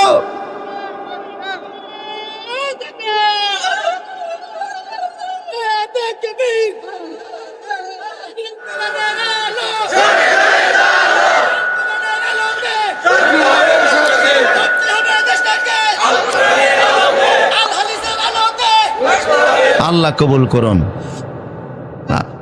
আল্লাহু আকবার, আল্লাহ কবুল করুন, বলুন আমিন। আর জোরে বলুন আমিন। প্রসুদি যা বলছিলাম, তাহলে আমাদের খানার শেষে ওরা কোনো কিছু বলে না, আমাদের একটা দোয়া আছে না? খাবারের পরেও আমরা বলি আলহামদুলিল্লাহ। তাহলে বোঝা গেল আমাদের খাবারে ওদের খাবারে কি আছে? কিছু পার্থক্য। আবার আমাদের পোশাকে পার্থক্য আছে। ইসলামের বিধান হলো, রাসূলুল্লাহর বিধান হলো, আবু বকর ওমর ওসমানের বিধান হলো কাপড় বড় বাপ, কিন্তু কাপড়ের জন্য সতর ডাকে, সতর খোলা থাকে এমন কাপড় মুসলমান পরতে পারে না। কিন্তু দেখবেন ওরা কাপড় পরে গেরুয়া মার্কা কাপড়, আবার এমন সাদা কাপড় পরে এটা সামনের দিক দিয়ে নিয়ে পিছনের দিক দিয়ে টাইন না, কোমরের মধ্যে বাঁধে, বাঁধে কি না? টাকা নাই, রশি নাই, কিছুই নাই। বসতে গেলে কত কিছু দেখা যায়, কথা কন না খা। হে সতর কি আর মতর কি, সালান শুদ্ধই তো। তাহলে বোঝা গেল ওদের কাপড় পরার মধ্যে ওদের মতো ওরা পড়ে, কিন্তু আমার ইসলাম বলতেছে কাপড় পরবা সতর খোলা রাখা যাবে না। কিন্তু আমার এখন কিছু যুবকেরা দেখা যায় যারা কাপড় পরে এমন প্যান্ট পরে এটার এদিক দিয়া নাই, হাঁটু দিয়া নাই, কথা কোন ঠিক কিনা? পিছনে দিয়া নাই, সামনের দিক দিয়া নাই। বললাম কিরে ভাই, প্যান্ট পরছো এত জায়গা দিয়ে, এটা কিসে খাইছে? কয় না, এটা স্টাইল। এই স্টাইল মার্কা কাপড় পরে সতর খোলা রাখে। হুজুর বললেন কাপড় পরবা, সতর খোলা রাখা যাবে না, এটা আমার সংস্কৃতি। টাকনুগিরার নিচেও কাপড় যাইতে পারবে না। আল্লাহ রাসূল বলেছে যারা টাকটুকিরার নিচে কাপড় পরবে, হাসরের ময়দানে যখন ওরা দাঁড়াবে, লা ইউকাল্লিমুহুমুল্লাহু মাআহুম ওয়া লা ইউযাক্কিহিম, আল্লাহ ওদের ওয়া লা ইয়ানজুরুহুম, ওরা যখন কিয়ামতে দাঁড়াবে, টাকনুগিরার নিচে যারা কাপড় পরতো ওদের চেহারার দিকে আল্লাহ তাকাবেন না, ওদেরকে পবিত্র করবেন না, ওদের সাথে আল্লাহ কথাও বলবেন না। টাকনুগিরার নিচে কাপড় পরা কাফের মুশরিকের রীতি, মুসলমানের রীতি হতে পারে না। কথা বলো ঠিক কিনা? আর কিছু মুসলমানকে এখন দেখা যায় সারা রাস্তায় টাকনুগিরার নিচে কাপড়, মসজিদে গেলে এটা উপরে টাইনা উঠায়, আছে না নেই? আমার প্রিয় সদীপ, প্রাসঙ্গিক ক্রমে মনে পড়ছে, আপনাদের কষ্ট হচ্ছে মনে হয় না? খাইবার যুদ্ধের সময়, কোন যুদ্ধ? হুদাইবিয়া সন্ধির পরে আল্লাহ রাসূল সাল্লাল্লাহু আলাইহি সাল্লাম মদিনাতে একটা স্বপ্ন দেখে তিনি আসলেন। রসুল স্বপ্ন দেখেছেন যে মক্কায় তিনি এসেছেন, ওমরা করেছেন, মাথা মুন্ডন করেছেন। 1400 সাহাবী নিয়ে রসুল্লাহ মক্কায় আসলেন। মক্কার নেতারা আল্লাহর নবীকে মক্কায় ঢুকতে দিল না। মক্কা থেকে কয়েক কিলোমিটার দূরে, 16 কিলোমিটার দূর হুদাইবিয়া নামক জায়গায় রসুলকে আটকে দেওয়া হলো। রসুল বারবার বোঝাচ্ছে যে আমি যুদ্ধ করতে আসি নাই, দেখো সাথে কোনো অস্ত্র নাই, আমরা আসছি ওমরা করতে, ওমরা করার পরে আমরা আবার চলে যাব। কথা বুঝেন কিনা? কিন্তু মক্কার লোকেরা বুঝলো না। রসুল বুঝাবার জন্য হযরত ওসমানকে পাঠালেন। কারে পাঠাইছে? রাত্রিবেলা ওসমানকে আপন চাচাতো ভাইয়ের সঙ্গে বসলেন। চাচাতো ভাইকে বললেন, ভাই রে, সকালবেলা তুমি মক্কার বড় বড় নেতার কাছে আমারে নিয়ে যাবা, রসুলের মেসেজটা আমি সবার কানে কানে পৌঁছে দেব। আল্লাহর নবী মক্কায় যুদ্ধ করতে আসেন নাই, 1400 সাহাবে নিয়ে শুধু আল্লাহর ঘরটা জিয়ারত করতে এসেছেন। 2-1 দিন থাকবেন, মক্কা আমাদের জন্য ছেড়ে দাও, আর পরে রসুল চলে যাবেন, আমরাও চলে যাব। কারোর সঙ্গে মারামারি কাটাকাটির কোনো ইচ্ছা। চাচাতো ভাই বলল, ওসমান, তোমারে আমি নেতাদের সামনে নিয়ে যাব ঠিক আছে, কিন্তু একটা অভ্যাস চেঞ্জ করা লাগবে। সেটা হলো, তুমি যে জুব্বা গায়ে দিয়ে মদিনা থেকে আসছো, তোমার এই জুব্বা টাকনুগিরার উপরে উঠানো। বুঝেননি কথা? কিন্তু এই মক্কার নেতারা, এদের বৈশিষ্ট্য হলো যে যত বড় নেতা, যত বড় দামি মানুষ, তার কাপড় তত নিচে। এটা ওদের সংস্কৃতি। ওরা শেষরাইয়া রাস্তার ধুলিবালি নিয়ে হাঁটে, তুমি একটু কাপড়টা নিচের দিকে নামিয়ে পড়বা। হযরত ওসমান বলল, খবরদার, ওরা আমার সঙ্গে সাক্ষাৎ করবে কি করবে না ওইটা আমার কাছে বিবেচনার বিষয় নয়, ওরা আমাকে মূল্য দিবে কি দিবে না ওইটা আমার কাছে বিবেচনার বিষয় নয়। আত্রুকু লা আত্রুকু সুন্নাত হাবিবিল হাউলাইল হুমাকা, এই গদ্দাবদের কারণে রাসূলের সুন্নাতকে আমি ছেড়ে দিতে পারবো না। ওদের সংস্কৃতি পায়ের তলে কাপড় পরা, আমার মুহাম্মদ সাল্লাল্লাহু আলাইহি ওয়াসাল্লামের সংস্কৃতি টাকনুগিরের উপরে কাপড় পরা। আমি ওদেরটা মানতে যাব কোন দুঃখে? আল্লাহু আকবার বলেন। সাহাবা কেরাম একদিন রাসূলকে এসে বললেন, ইয়া রাসূলুল্লাহ, ইন্নাল ইয়াহুদা তাসারওয়ালু, হুজুর ইহুদিরা ফায়জমা পড়ে। কি পড়ে? আসেননি আপনারা আমার সাথে? সাহাবা কেরাম রাসূলকে বলল, হে রাসূল, ইহুদিরা ফায়জমা পড়ে। কি পড়ে? ফায়জমা পড়ে। এখন আমরা ফায়জমা পড়বো নি? আল্লাহ রাসূল বললেন, ইহুদিরা শুধুমাত্র পায়জামা পড়ে, লুঙ্গি পড়ে না। ইহুদিরা শুধু পায়জামা পড়ে, লুঙ্গি পড়ে না। ফাইন্নাকুম তাসারওয়ালুনা ওয়া তাজাওয়াজুনা, তোমরা পায়জামা পড়ো, লুঙ্গি পড়ো, মাঝে মধ্যে পায়জামা পড়ো, মাঝে মধ্যে লুঙ্গি পড়ো। শুধু পায়জামা পড়লে ওদের অনুসরণ হবে, এই জন্য শুধুমাত্র লুঙ্গি পড়ার দরকার নাই, আবার শুধু পায়জামা পড়ার দরকার নাই, মাঝে মাঝে লুঙ্গিও পড়ো, মাঝে মাঝে পায়জামা পড়ো। খালিফুল ইয়াহুদা ওয়ান নাসারা, ইহুদি এবং নাসারাদের বিরোধিতা করো। আল্লাহু আকবার। আমি যা বুঝাচ্ছি তার মানে অমুসলিমদের সাথে আমাদের পোশাকেও একটা পার্থক্য আছে না নাই? তাহলে ওদের সংস্কৃতি একরকম, আমাদের সংস্কৃতি আরেক রকম। এখন পোশাকের স্বাধীনতার নামে অনেক মেয়েরা রাস্তায় মিছিল করছে, মিটিং করছে, কয় আমরা ওপেন চলাফেরা করবো। এটা হিন্দু, বৌদ্ধ, খ্রিস্টান দাবি করতে পারে, কোনো মুসলমানের বাচ্চা পোশাকের স্বাধীনতার নামে রাস্তায় উলঙ্গ হতে পারে না। আর পোশাকের স্বাধীনতার নামে যদি সে রাস্তায় উলঙ্গই চলতে চায়, তাহলে মুসলমান বলার কোনো সুযোগ নাই। কথা বলো ঠিক কিনা? আব্দুল্লাহ ইবনে সালামকে আল্লাহ ধমক দিচ্ছে, তুমি কে? তুমি কে? সাহাবী যিনি 10 জনের একজন জান্নাতি, তারে আল্লাহ ধমক দিচ্ছে, ঈমান আনছো, ইসলামে ঢুকো, তোমার বাপদাদার শরীয়ত মানলে ইসলাম চলবে না। কথা বলো ঠিক কিনা? আরো আসি, আর কয়েকটা উদাহরণ দেয়, আপনাদের কষ্ট হচ্ছে না তো? তৎকালীন সমাজে আরবে সবাই দাড়ি রাখতো। কি রাখতো? পৃথিবীতে ওই আমলে এমন কোন পুরুষ ছিল না যার মুখে দাড়ি ছিল না। কথা বুঝতেছেন কিনা? আবু জেহেলের মুখে যে দাড়ি ছিল, এরকম এই পর্যন্ত ছিল ওর দাড়ি। এই জন্য বদরের যুদ্ধ যখন মারা গেছে, এক পর্যায়ে সাহাবী যখন দেখা ওরা ধরতে পারতেছে না, দাড়ি দুইটা টাইনা উড়াইছে। এরপরে যখন যে কল্লা ফিসলিয়ে যাচ্ছে, তখন কানের মধ্যে হযরত আব্দুল ইবনে মাসউদ ও তলোয়ারের বাট ঢুকাইছে, এক কান দিয়ে ঢুকে আরেক কান দিয়ে বাইর করে এরপরে লয়ে গেছে। আবু জাহেলের দিচ্ছে, তা আমাদের অসুবিধা কি? আরো বেশি দেওয়ার দরকার ছিল। আচ্ছা, যাই হোক, প্রসূদীপ ওই আমলে সবার দাড়ি ছিল, কিন্তু ইহুদি খ্রিস্টানরা মুসেরে লম্বা করে দিত, আর দাড়িরে তারা কাটতো, প্রতিদিন কাটতো, দাড়ি ঘাটো করতো, আর মুসেরে। আল্লাহ রাসূল বললেন, ইফাউল লোহা, বুখারী শরীফের 880 পৃষ্ঠার হাদিস, ইফাউল লোহা ওয়া কাসসু শাওয়ারিব। রাসূল বললেন, তোমরা দাড়িরে আল্লাহর ওয়াস্তে মাফ করো। রাসূল বলেন নাই তোমরা দাড়ি রাখো, দাড়িকে লম্বা করো। রাসূল বলেন নাই দাড়িকে লম্বা করো। রাসূল বলেন আল্লাহর ওয়াস্তে দাড়িরে ক্ষমা করো। দাড়িরে কি করো? কথা কয় না? দাড়ির সঙ্গে কি অপরাধ করলেন? দাড়িরে ক্ষমা করা লাগবে। তার মানে হলো ইহুদি খ্রিস্টানরা প্রতিদিন দাড়ি কাটে, তুমি প্রতিদিন দাড়ি কাটবা না, তুমি দাড়িরে ক্ষমা করো, দাড়িকে ছেড়ে দাও। সুবহানাল্লাহ। ওদের মতো তুমি করতে যে ওনা অকাস্ত সাওয়ার, এবার মুসকে খাটো করো, মুস খাটো করো, দাড়িকে ছেড়ে দাও।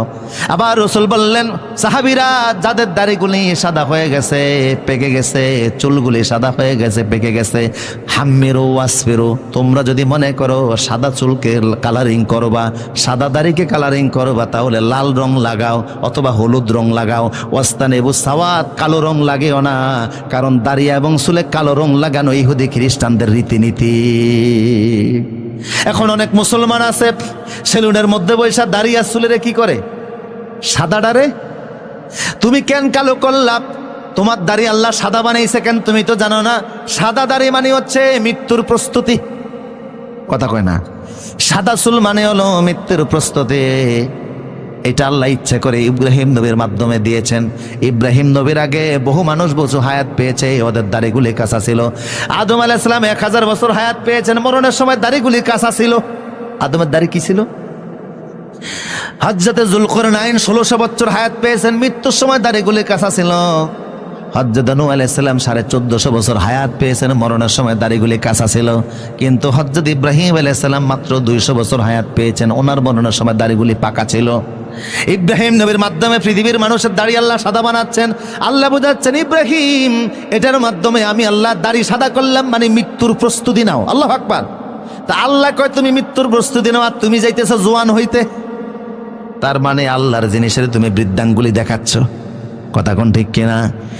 আবার কালো দাড়িরেও লাল বানানো যাবে, যেটা কালো আছে কালোই থাকবে, সাদা হইলে আপনি কালারিং করেন, লাল বানান অথবা হলুদ বানান, কিন্তু কালো দাড়িরে কালো চুলেরে কালারিং করা যাবে। আমার অনেক যুবকরা সেলুনে গিয়ে কালারিং চুল করে, এরকম আছে না নাই? দোকানে গিয়ে বলে মেসির মতো চুল রেখে দাও, রোনালদোর মতো রেখে দাও, রিবালদোর মতো রেখে দাও। তুমি মুসলমান আদর্শ মানতেছে কারে? আমার প্রিয় সদে, সুতরাং চুল দাড়ি তো অমুসলিমদের আদর্শ মানা যাবে। রাসূল সব জায়গায় বিরোধিতা করছে। আজকে আমাদের জীবনে সকল ক্ষেত্রে ইহুদি খ্রিস্টানদের অনুসরণ, রাসূল বিরোধিতা করছেন সব জায়গায়। আল্লাহ রাসূল সাল্লাল্লাহু আলাইহি ওয়াসাল্লাম দেখলেন ইহুদি খ্রিস্টানরা জুতা নিয়ে মসজিদে ঢুকে না। ওরা মনে করে মসজিদে জুতা নিয়ে প্রবেশ করা হারাম। ইহুদিরা মনে করতো মসজিদে জুতা নিয়ে প্রবেশ করা কি হারাম। এটার পক্ষে তাদের দলিলও আছে।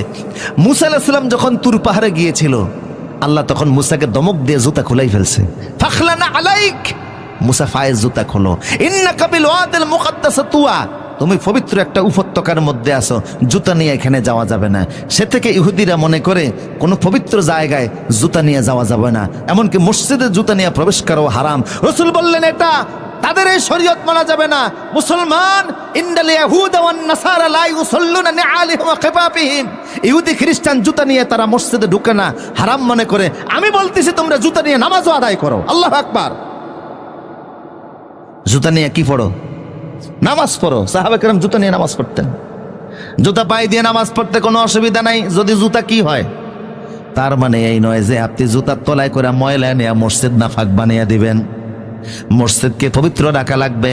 ইব্রাহিম নবীর আল্লাহ বলছেন, আনতাখিরা বাইতি আলিত তাইফিনা ওয়াল আকিফিনা ওয়া রুকআই সুজুদ। ইব্রাহিম, আমার ঘর কাবাকে পবিত্র রাখো, মসজিদ পবিত্র রাখা, পরিচ্ছন্ন রাখা, এটা ঈমানের অঙ্গ। আল্লাহ রাসূল বলতেন, ইজা রাআইতুমুর রাজুলু ইয়াতাদু ফিল মাসাজিদ ফাশহিদু লাহু বিল ঈমান, মসজিদ ঝাড়ু দিয়া যারা পবিত্র রাখে ওদেরকে তোমরা মুমিন বলে স্বীকৃতি দিয়া দিও। তাই মসজিদ পবিত্র রাখতে হবে, কিন্তু এমন জুতা পরলেন যেই জুতা নিয়ে মসজিদে ঢুকলে মসজিদ নাপাক হয় না, আর নামাজ পড়তে গেলে ওই রুকু সিজদার ব্যাঘাত ঘটে না। এই অবস্থায় জুতা নিয়ে নামাজ পড়াও জায়েজ আছে না নাই? আমার প্রিয় সৌদি, তার মানে হলো ইহুদি খ্রিস্টানদের বিধিবিধান মানা যাবে না। আমার ভাইরা, এখন আসেন, আব্দুল ইবনে সালামকে আল্লাহ পাক বললেন, মনোযোগ আছে, উদখুলু ফিস সিলমে, মুসা নবীর শরীয়ত মানা যাবে না, মুহাম্মদ সাল্লাল্লাহু আলাইহি ওয়াসাল্লামের শরীয়ত পরিপূর্ণরূপে মানা লাগবে, অন্য কোনো ধর্মের রীতিনীতি পালন করা যাবে না। আর আমি সংক্ষিপ্ত টাচ দেয়া দেখলাম, অমুসলিমদের রীতিনীতি আমাদের জীবনের পরতে পরতে আছে, আমাদের বিয়ে শাদীতে আছে, আমাদের সংস্কৃতিতে আছে। 31 নাইট পালন করেন, এটা কার সংস্কৃতি? 14 ফেব্রুয়ারি ভালোবাসা দিবস পালন করেন, কার সংস্কৃতি?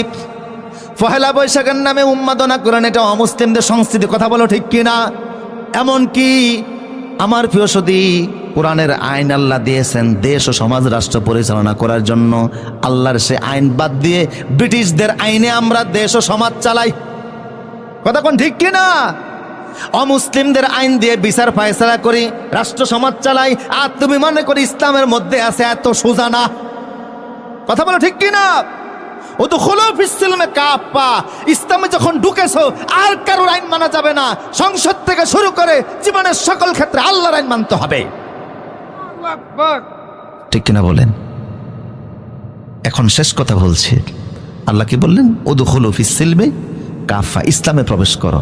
তাহলে বুঝা, ইমানদার যারা ইমান আনছে ওদেরকে বললেন আল্লাহ ইসলামে ঢুকো। তার মানে হচ্ছে ইমান এক জিনিস, ইসলাম আরেক জিনিস। এখন ইমান কি আর ইসলাম কি? সংক্ষেপ বলছি, 2 মিনিটের ভিতরে বলছি। ইমান শব্দের অর্থ হচ্ছে বিশ্বাস। ইমান শব্দের অর্থ কি? আল্লাহর প্রতি বিশ্বাস, আখিরাতের প্রতি বিশ্বাস, পরকালে বিশ্বাস, নবী রাসূলে বিশ্বাস, তাকদীরে বিশ্বাস। শুধু এক কথায় বিশ্বাসের নাম হলো, আওয়াজ দিয়ে বলেন, বিশ্বাসের নাম হলো ইমানের আরেক নাম বিশ্বাস। আর ইসলাম কি? হাদিসে জিব্রাইল, হাদিসে জিব্রাইলের মধ্যে আছে ইসলাম হলো আনতাশহাদা আল্লা ইলাহা ইল্লাল্লাহ ওয়া আন্না মুহাম্মাদুর রাসূলুল্লাহ ওয়া তুকিমুস সালাহ ওয়া তুতিয়াজ যাকাত ওয়া তাসুমা রমাদান। ইসলাম মানে হচ্ছে আল্লাহ এবং রসুলে বিশ্বাস করা, নামাজ প্রতিষ্ঠা করা, যাকাত দেওয়া, হজ পালন করা, অর্থাৎ ইসলামের যাবতীয় আদেশ পালন করা। সুবহানাল্লাহ। তাহলে কোরআন ও সুন্নাহর যাবতীয় আদেশ পালনের নাম হলো ইসলাম, শুধু বিশ্বাসের নাম হলো ঈমান। কথা কোন ঠিক কিনা? তো যারা শুধু বিশ্বাস করে বসে আছে এদের ঈমান আছে, কিন্তু ইসলামের বিধিবিধান পালন না করলে ইসলামে ঢুকছে নি। কথা বলেন না? তাই আমাদের সমাজে এখন মুসলমান, ইসলাম যারা পালন করে এরা হলো মুসলিম, ঈমান বিশ্বাস যারা আনছে এরা হলো মুমিন। আমাদের সমাজে এখন মুমিন বেশি না মুসলিম বেশি? কথা কোন না? মুমিন বেশি। কথা কোন ঠিক কিনা? শুধু বিশ্বাসের নাম হলো ঈমান, আর ইসলামের যাবতীয় পালন করার নাম হলো ইসলাম। আমাদের সমাজ এখন ঈমানদার বেশি, মুসলমান আমরা কয়জন? কোরআন ও সুন্নাহর যাবতীয় বিধিবিধান পালন না করা পর্যন্ত ইসলামে প্রবেশ হয় না। যখন আমরা আল্লাহর কোরআনের সব বিধান মানবো তখন আমি ইসলামের সকল কিছু মানতে লাগলাম, আমি খাঁটি মুসলিম হয়েছি। কথা কোন ঠিক কিনা? এই জন্য ইমানদারের বহু উপরে মুসলিমের দাম। আমরা ইমানদার হইতে পারছি, মুসলিম হতে পারি নাই। তাই আল্লাহ বললেন আগে ঈমান আনো, তারপর ইসলামে প্রবেশ করো। আগে হচ্ছে ঈমান, পরে কি? ইসলাম। ওয়ালা তাত্তাবিউ খুতুওয়াতিশ শয়তান, কাফের মুশরিকদের অনুসরণ করো না, সে তোমাদের প্রকাশ্য শত্রু। আল্লাহ আমাদের সবাইকে এই সূরা বাকারার 208 নম্বর আয়াতের ভিত্তিতে যে কথাগুলি বলেছে আমল করার তৌফিক দান করুন। আজকের প্রধান মেহমান তিনি কিছুক্ষণের মধ্যে আসবেন, হুজুরের আলোচনাগুলি শুনে যাবেন। আমার অত্যন্ত শ্রদ্ধা। আমার যদি কেউ বাংলাদেশে জিজ্ঞেস করে আপনার প্রিয় আলোচক কারা, প্রথম তো আমি বলবো মাজলুম, কোরআনের 60 বছরের মুফাসসির